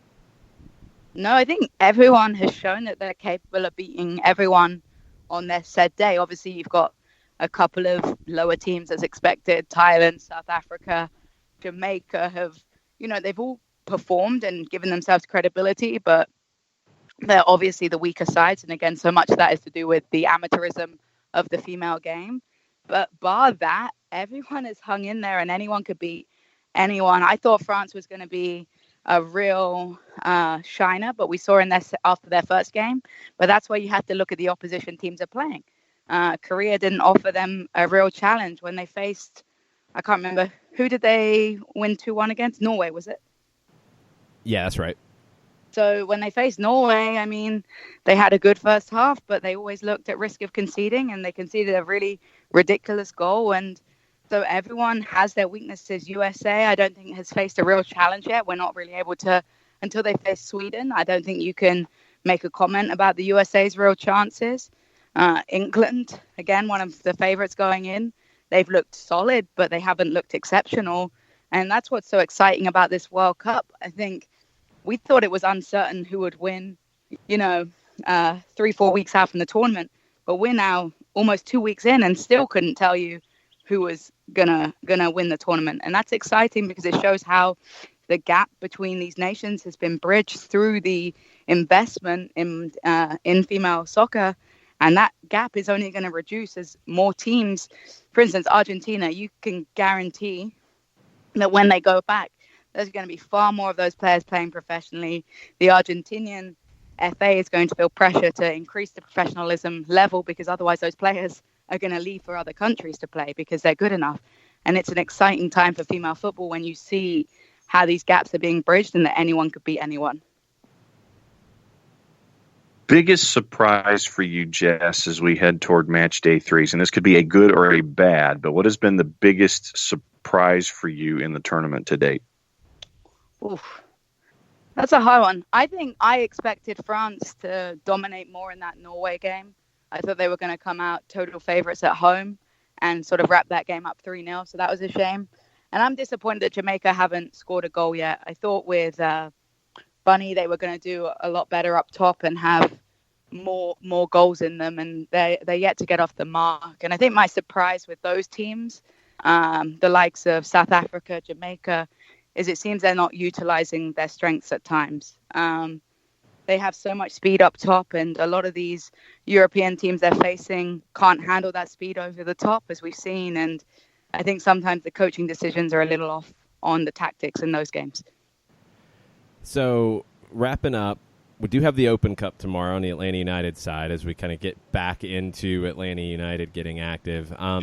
The Cup's an interesting time, and you get a chance, if you're on the fringes of the squad, to get an opportunity to shine. I think Brandon Vasquez really took full advantage on Thursday. What are you looking forward to with the match tomorrow with Columbus and Atlanta United? I think you're right. The fact that you bring in those fringe players is an exciting thing as a fan. I'm going to be honest, as much as I like to follow the twos, I often don't get round to it. So there's certain players that I haven't seen for a long time, the likes of Romario Williams, who is in that awkward in-between stage of being probably too good for the twos, but not quite good enough for a starting 11 or the 3 subs coming in. I enjoy watching players like that getting a chance to play because I understand how frustrating it must be to train every single day and not get that game time because you're in that in-between phase. So that's the thing I enjoy about the Cup. I know there's a lot of people that disagree and think we should be taking it more seriously per se, playing a full-strength team. But when you look at Europe and other nations, there are very few teams that in cup competitions go with their full strength until it gets into the latter stages of the tournament. With the FA Cup in England, the League Cup, you often see a lot of this rotation because there are so many games in a short space of time. But also, as a coach, you can never really tell how good a player is just through practice. Unless you watch them in games, they don't really have a chance to shine unless you watch them in competitive games. So for Vasquez, I think it was key that he had a good performance because I know he's played a little bit in the twos, but he hasn't really performed at that level. And it's good to see him connect with a player like Merrim, who is more in line with the first team. He's not starting at the moment regularly, but he is coming off the bench. It's nice for Frank de Boer to be able to see, okay, there is a connection with these players. And it's a nice chance for us to get to see players that we haven't seen for a very long time in the likes of Vasquez. And, I think Frank's doing the right thing with the squad rotation. I understand that the Cup is potentially the easiest way to the Cup. Champions League. Yeah, that's the one. CONCACAF Champions League. Yeah, I get them so confused with all my so Champions many different League. Cups and Champions Leagues and things. Yep. I was like, I don't know which one it is, but I know it's the Champions League. It's the easiest route to the Champions League, but at the end of the day, for me, being from somewhere like England, where the league is really what matters first and foremost, I think that this Cup is a good chance to rotate players and focus on the league, because at the end of the day, Cup competitions are cool, but which shows that your team has the most consistency, it's the league. Yeah, it's the more impressive title for sure. But you can, in these tournaments, and I think we've seen it with different teams around the world in their Cup competition, you get a player hot in a Cup competition, they might come in handy. And Brandon Vasquez is a guy who 2017 was coming off the bench and performing in MLS matches. And a lot of that started with his run in the Open Cup in 2017. He's had injuries. He's really lost his form coming back from injury. Maybe this gets him going, and you have another option either as a number 9 or a winger with the first team as you get back into a compressed schedule, and you're going to have a lot of midweek matches, and you're going to have to rotate the squad a bit. And Brandon Vasquez is the one who I think benefited the most from this Open Cup match. You're going to need those guys in league matches as well. It's about their confidence, and I think watching his reaction after he scored, he felt hot that day. And that's so important for a player that has potentially been made to feel like, you know, he was a really popular player in 2017. He was one of those super subs that came on and made an impact. And he's kind of hidden and gone off into the no man's land, you know. And so it was nice for him to come back and make a mark and sort of remind both coaches and fans alike, hey, I am still at this club and I can still have an impact for you. All right, get your notebook ready, because there's 4 games that we have to take notes on this afternoon, and then we'll have a World Cup date later today to get set on Group A and Group B, who's getting into the knockout round and which third-place teams might have a shot. So we'll be back for a World Cup date probably around 6 o'clock or so on the SDH network. Jess, talk to you then. Thanks.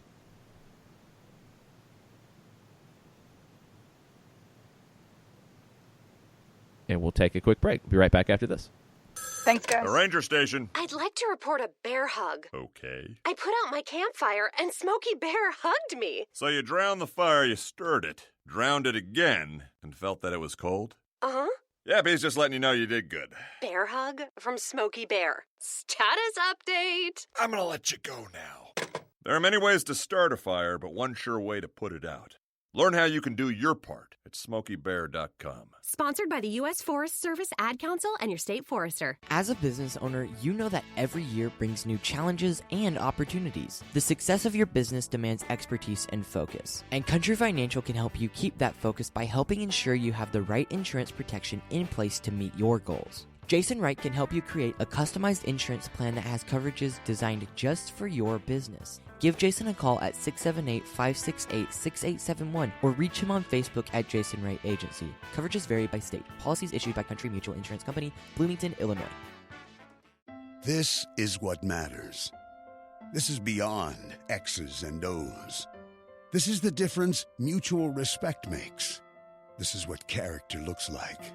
This is what defines us in Georgia. This is sportsmanship.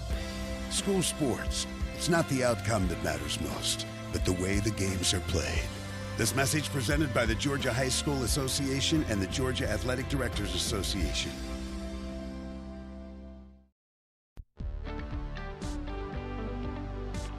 If you've been hurt in a car wreck, contact my friend Steve Apolinsky of Apolinsky & Associates. He's been representing individuals for over 30 years throughout Georgia and Alabama. Email him at steve@aa-legal.com or call him 24/7 at 404-377-9191. The initial consultation is free.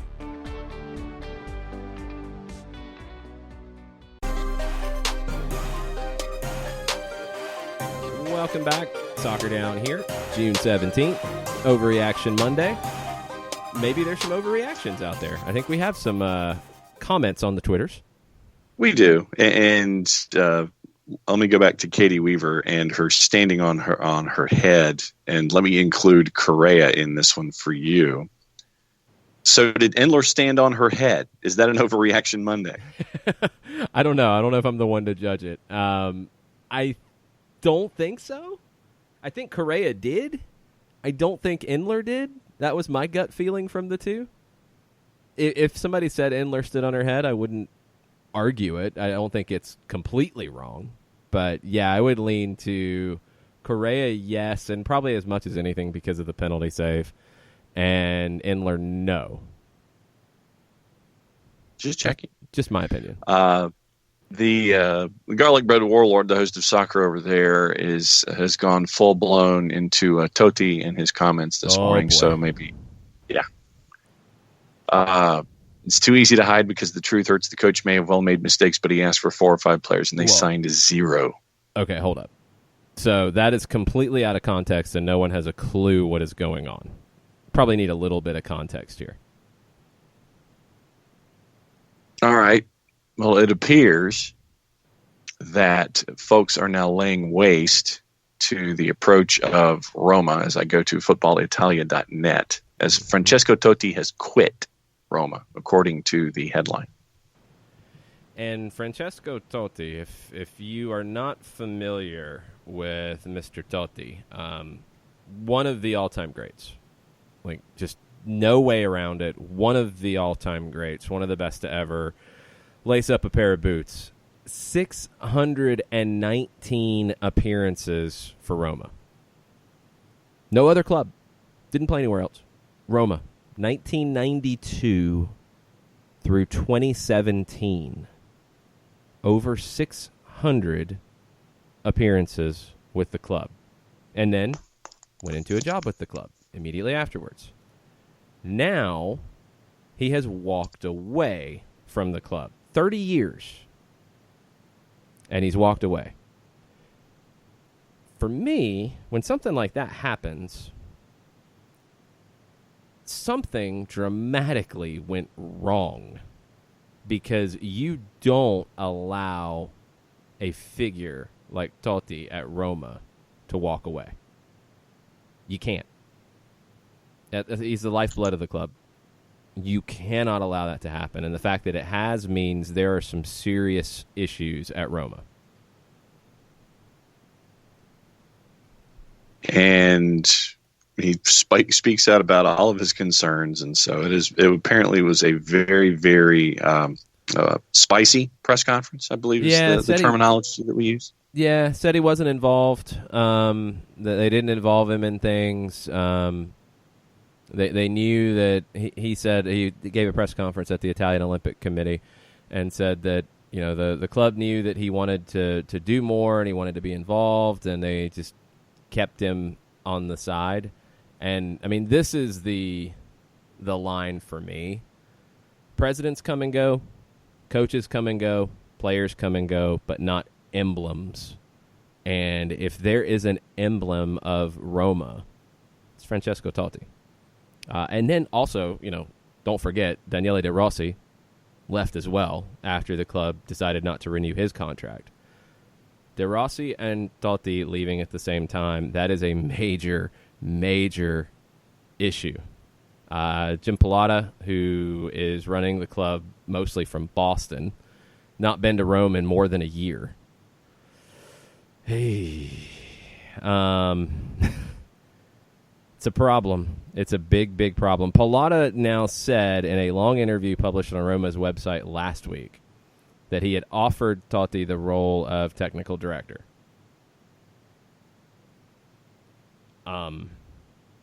Something is being lost in translation. Something is not right here. This is not making any sense.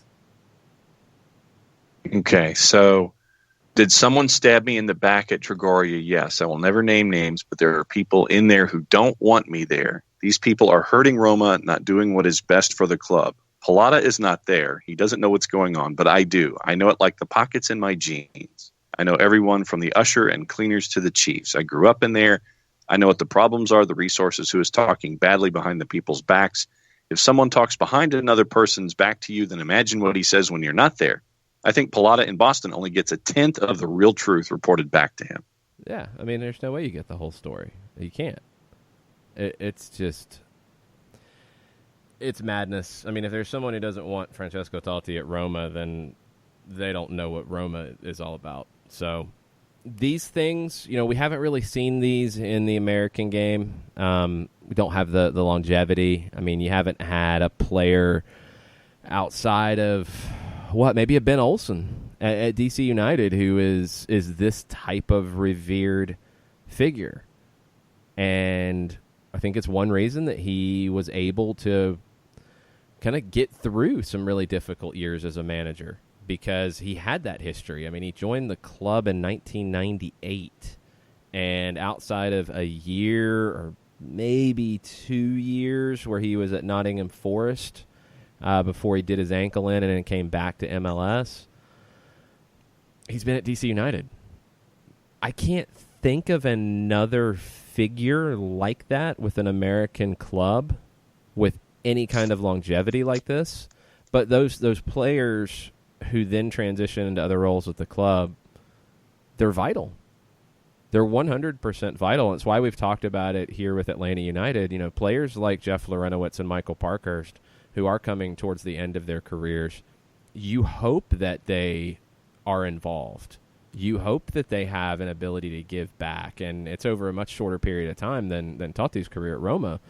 But they understand what the club is all about as well as anybody else, and you need that involvement. So to see something like this, it's a real shame, and Roma's got a lot of soul-searching to do, because it looks like they've lost their soul with De Rossi and Totti now gone.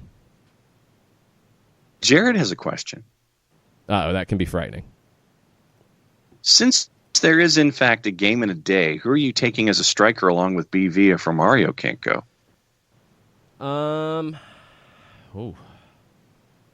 Have not heard an update, and I would expect we would get an update today. Teams traveling to Columbus later in the day, but Frank de Boer will meet with the media this morning. Really curious to see Romario Williams' status after it looked like a groin injury late in that match. He did stay on. All the subs have been used. You don't really have an easy solution. I don't know what you would do, to be honest. I think you're probably taking Patrick Okonkwo, because he is on an MLS contract. He did play. He didn't see the whole 90 for the twos on Saturday, and you'd be taking him to be on the bench. I think you do need another forward, and he would be the only one that would really fit the bill. So, I mean, you could do some different things, like, could you play with a false nine? Yeah, you haven't really had time to work on it in any meaningful way. I think Pitti could play as a false nine. His creativity and his movement is good enough to be able to do that. It would be so different for the team without really getting a chance to work on it. You might not have a real you might not have another solution. You might have to do it. But I think you start Vasquez, and probably Okonkwo's in the 18 because of that. All right, let's see what's next on the run. Shiva, in our discussion about Mexico and the United States, she goes, maybe that's why Mexico and the USA never make it far in the World Cup. They never have a real competitive match before the World Cup. Outside of playing each other. No, I mean, that's it. That's why I think that Copa America Centenario in 2016 was so important and something that needs to continue. And if you're the U.S. and Mexico, you need to be fighting for it, because Mexico can get out of the group, they get to the round of 16, and they get knocked out every single time. And the U.S., it's been about the same thing outside of when they beat Mexico in 2002. And that's what took them to the quarterfinals. It's very, very hard to step into that situation, whether it's, Mexico against the Netherlands in 2014, no era penal, Arjen Robben dove. We all know that. Still lost.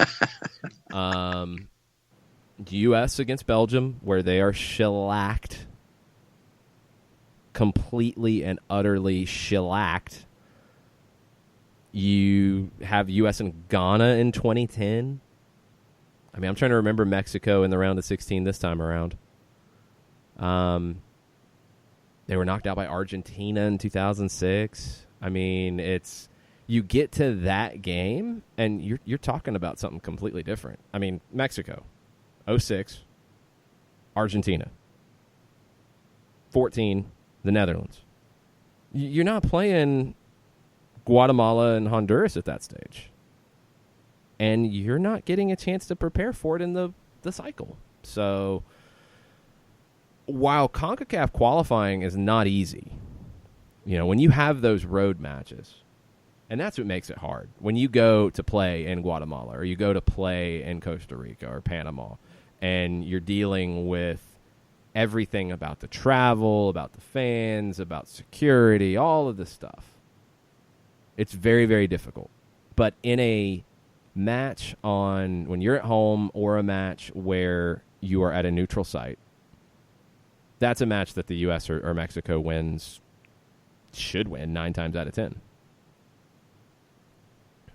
It's very difficult. Qualifying is not easy out of CONCACAF, but the competition doesn't prepare you for the World Cup because it's just the away games that are hard. You're not getting those games like you get in Europe, whether it's World Cup qualifying, European Championships qualifying, or the European Championships themselves, and now the Nations League. You're not getting Copa America level games, and then the slog that is South American qualifying with the home and away with the whole continent that is brutal. 18 games. You're not getting those. So U.S. and Mexico have to figure that out, and with the Nations League format now taking over, it makes it even harder to get meaningful friendlies, which are friendlies. And yes, Jurgen Klinsmann was the master of the friendly. He was so good with the 5th and 6th substitutions, which you don't get in a game that matters. So friendlies weren't even that good, but you were at least getting those. Now, I mean, you're looking at a competitive schedule that will include the Gold Cup and that will include CONCACAF Nations League, and that's about it. It's just not enough. John Roper, because Tafka's next comment is a 2-step. John Roper asks, are there any more goals in the Women's World Cup than any other tournament? It's a little early just with everybody playing 2 games, and then you have the real lopsided results that'll skew it. You don't have as many of those in other tournaments, although they do pop up from time to time. I think the average would be higher because of the lopsided results.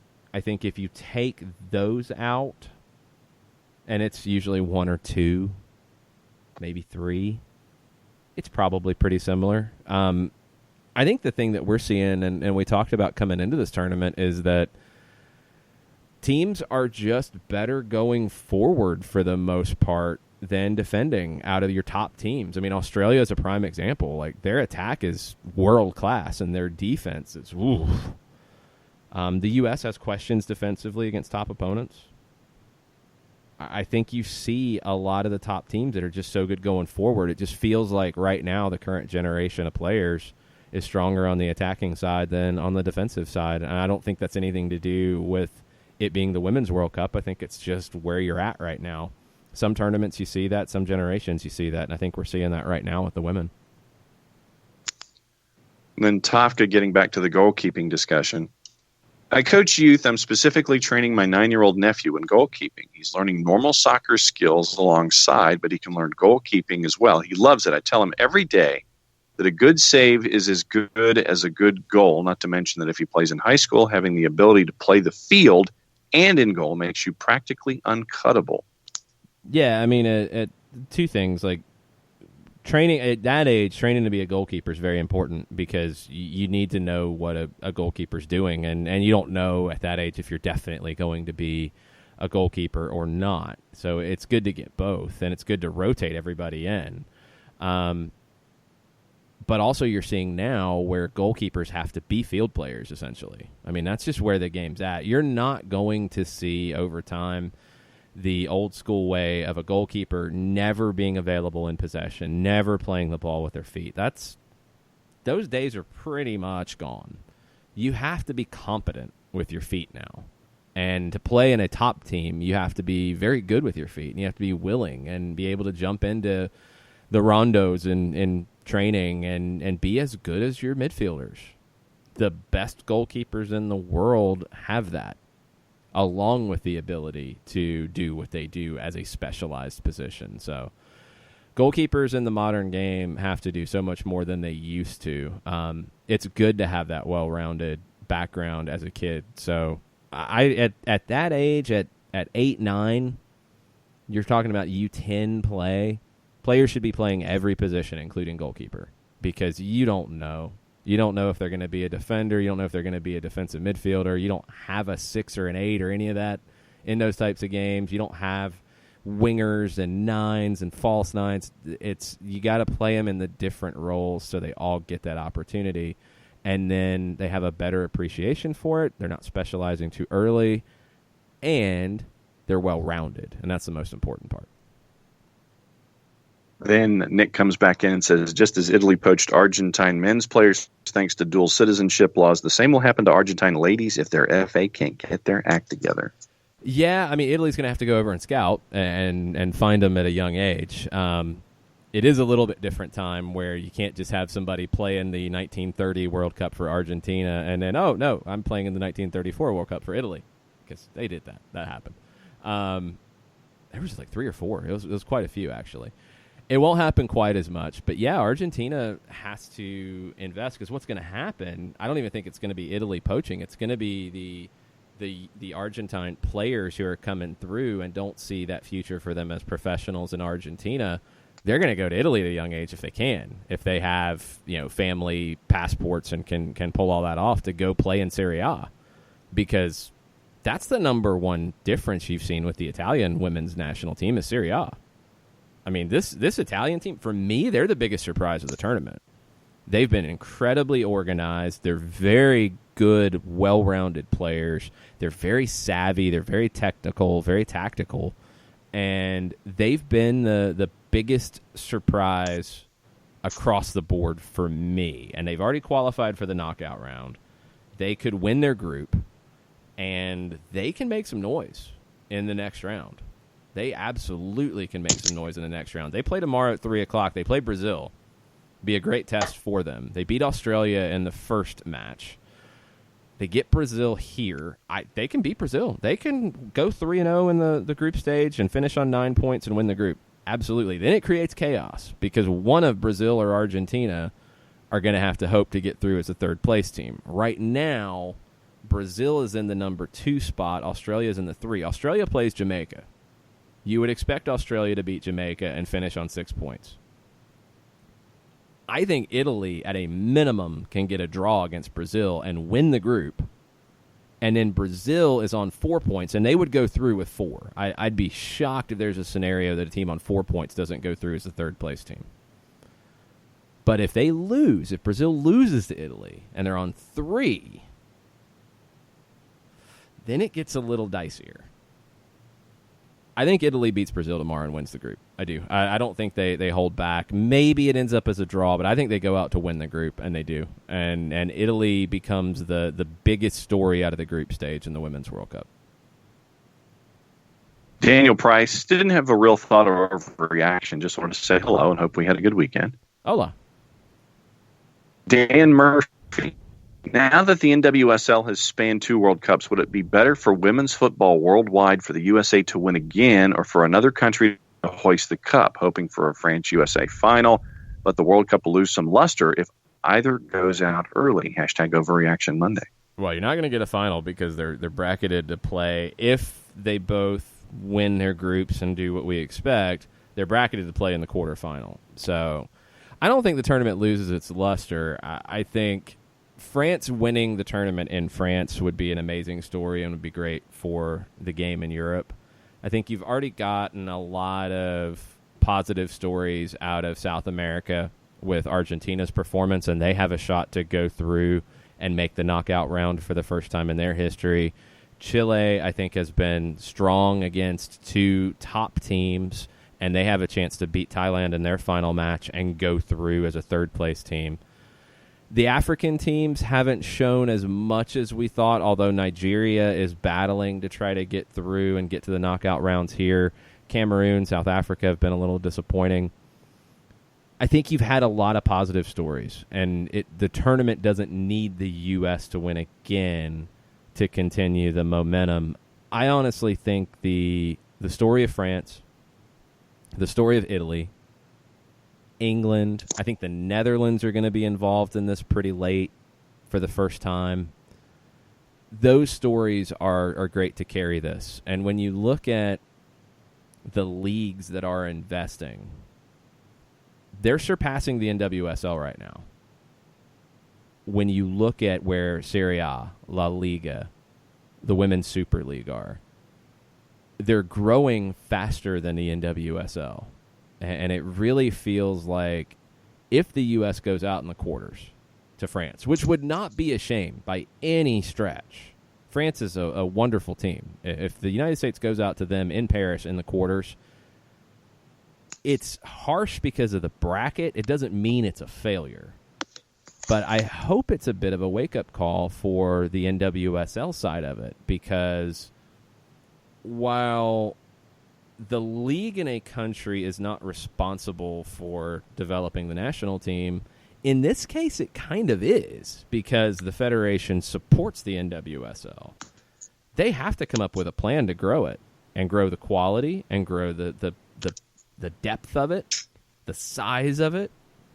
They have to get to work now, and especially if the U.S. isn't successful here, because they're going to get passed by other leagues. And then what happens is it's not as big of a deal to come play in the United States anymore as a professional. If you came here to play in college and then turn professional, it's a different conversation.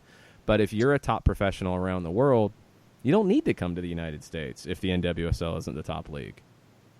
And that's a problem, because you're going to have competition for the top players, and the U.S. women's national team players are going to be part of that conversation as well. So the NWSL cannot sit back and wait anymore, and the U.S. Soccer Federation can't sit back and wait anymore. They have to sit down and come up with a plan to grow it, or they're going to get lapped by some other countries that are investing more in the short term. Soccer Metrics chimes in this morning. Hola, Howard. Hola, Howard. All this talk about competitive matches for USA, Mexico, and an expanded Copa America is ignoring the elephant in the room, : there needs to be a CONCACAF CONMEBOL merger at club and national team levels. Will it happen, though? Doubtful. Hashtag Overreaction Monday. Yeah, I mean, if you want to go that step further, and I think it has to start with something like this, and I think then the other side on the club side is it has to start with something. If it's Mexico and U.S. clubs going into a Copa Libertadores, or it is some other special tournament, because we're all fond of creating special tournaments.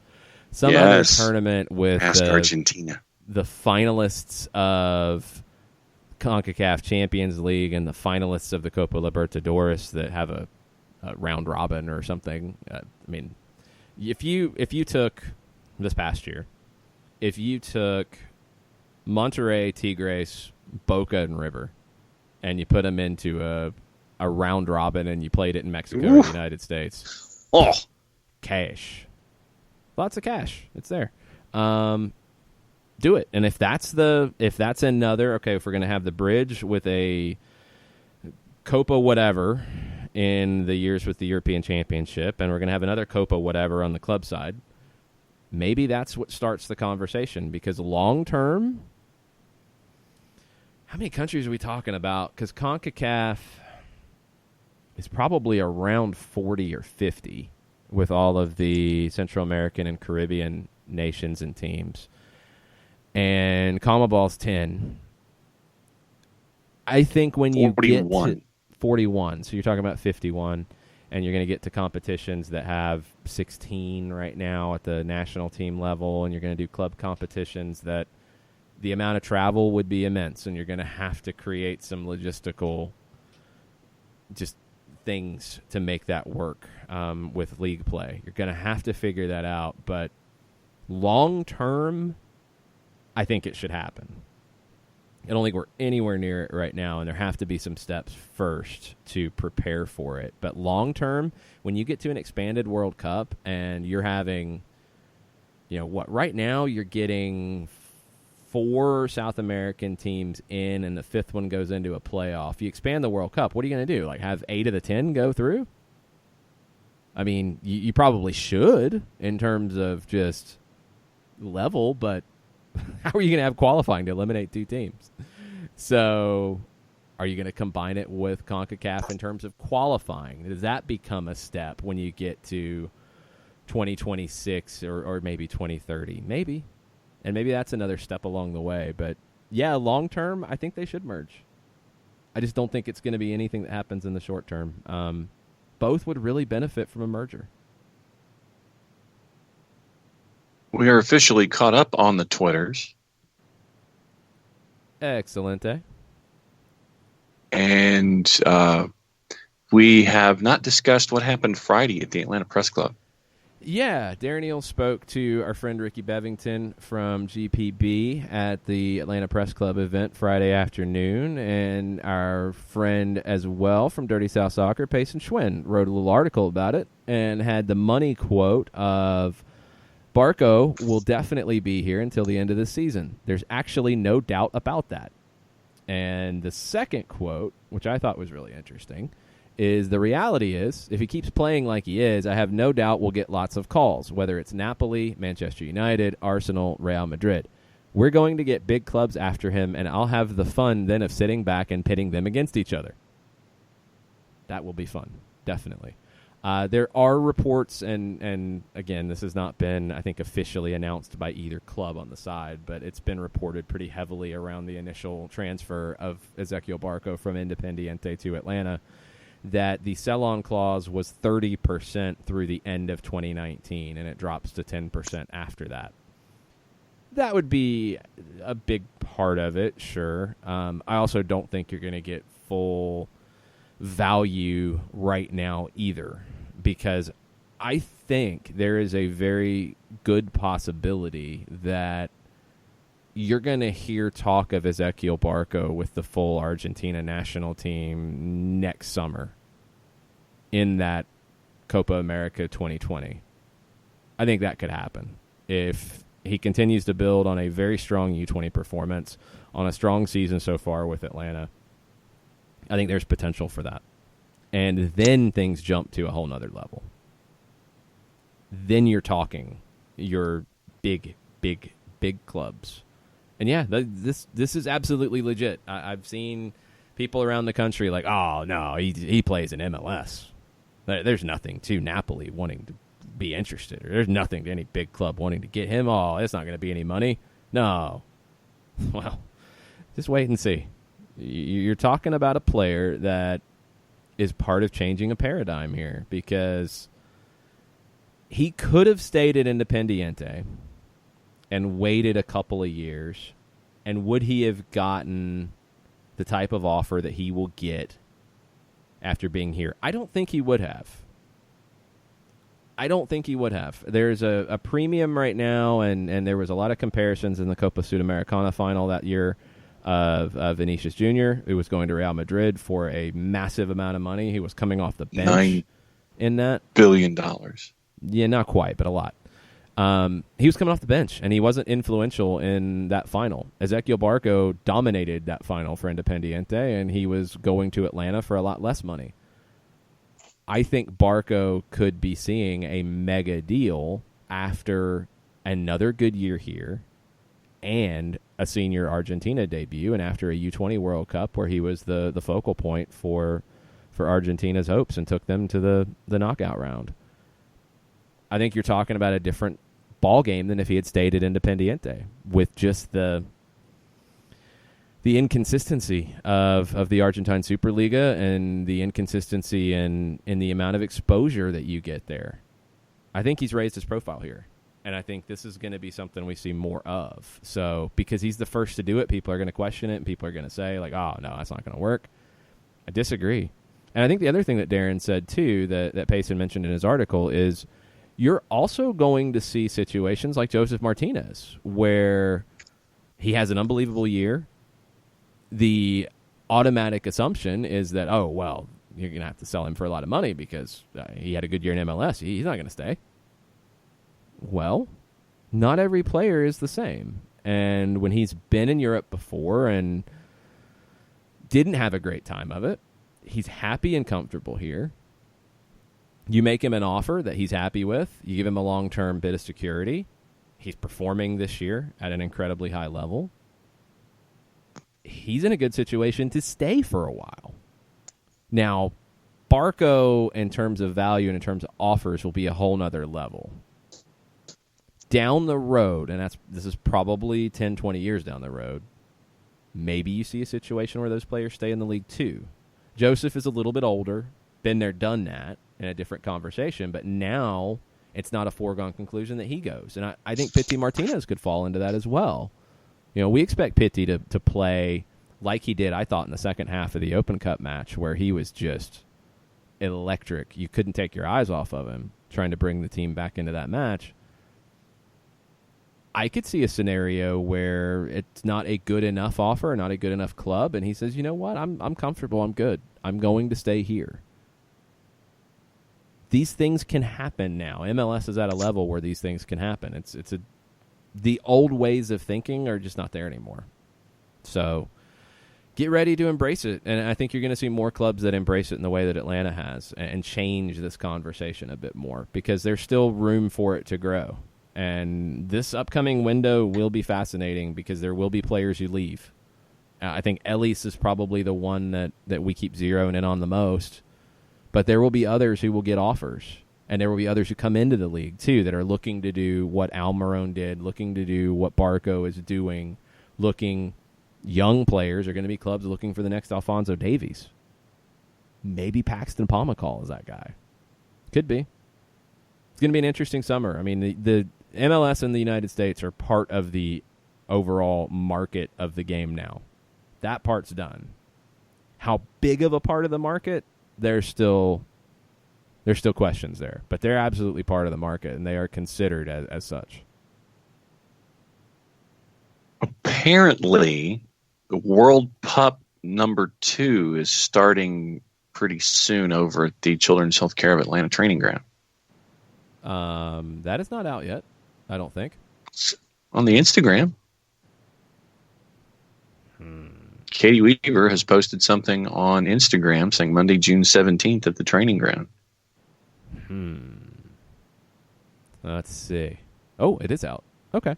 Well, you can go check that out. The starting 11s are out for the World Pup as well. So go check that out over at ATL UTD. Yeah, there's some stars in this group, actually. There's some definite stars in these lineups. So go check it out. The World Pup Women's World Cup edition is out now over at Atlanta United's Twitter and Instagram and probably Facebook as well. I don't have Facebook pulled up, so I'm going to assume that it is. Lots of fun with that. So go check that out. Get ready for tomorrow where we will be live at Hampton and Hudson over in Inman Park for our pre- and post-match coverage. If you're there, you can hear it live. You can ask questions. We will take them. You can watch the game with us as well, and we're going to broadcast it. If you can't join us, it'll be on the app. It'll be on the website. We're also doing a raffle for those who are there only on some Atlanta United prizes to be announced. I believe we have an autographed item, and I believe we're going to have some tickets as well. So come join us at Hampton and Hudson tomorrow. Food's great, drinks are great, and hopefully the game is great as well for Atlanta and Columbus. We'll talk about that the rest of the day. We'll also talk about a World Cup date around dinner time as the final matches of the day finish up at around 5 o'clock. We'll have group winners and second-place teams in Groups A and B of the Women's World Cup finalized at the end of the day. We'll maybe have some clarity on a couple of third-place teams that are waiting or third-place teams that have already packed their bags. So it's a busy day over in the SDH land, and thanks for being a part of it this morning. We greatly appreciate it. We'll be back with you tomorrow for the show at 9 a.m. as we get ready for Atlanta and Columbus. Mucho plati, y'all. Mooch a World Pup, y'all.